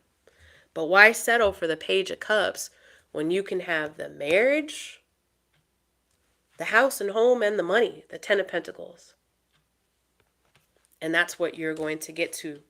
But because you have testimony and you have proven to yourself how powerful you are, all it's going to take now is you putting pen back to paper and saying, aha. And I want them to have Four of Wands energy and Ten of Pentacles energy. And I feel like you're going to very soon shock yourself with how soon that will manifest.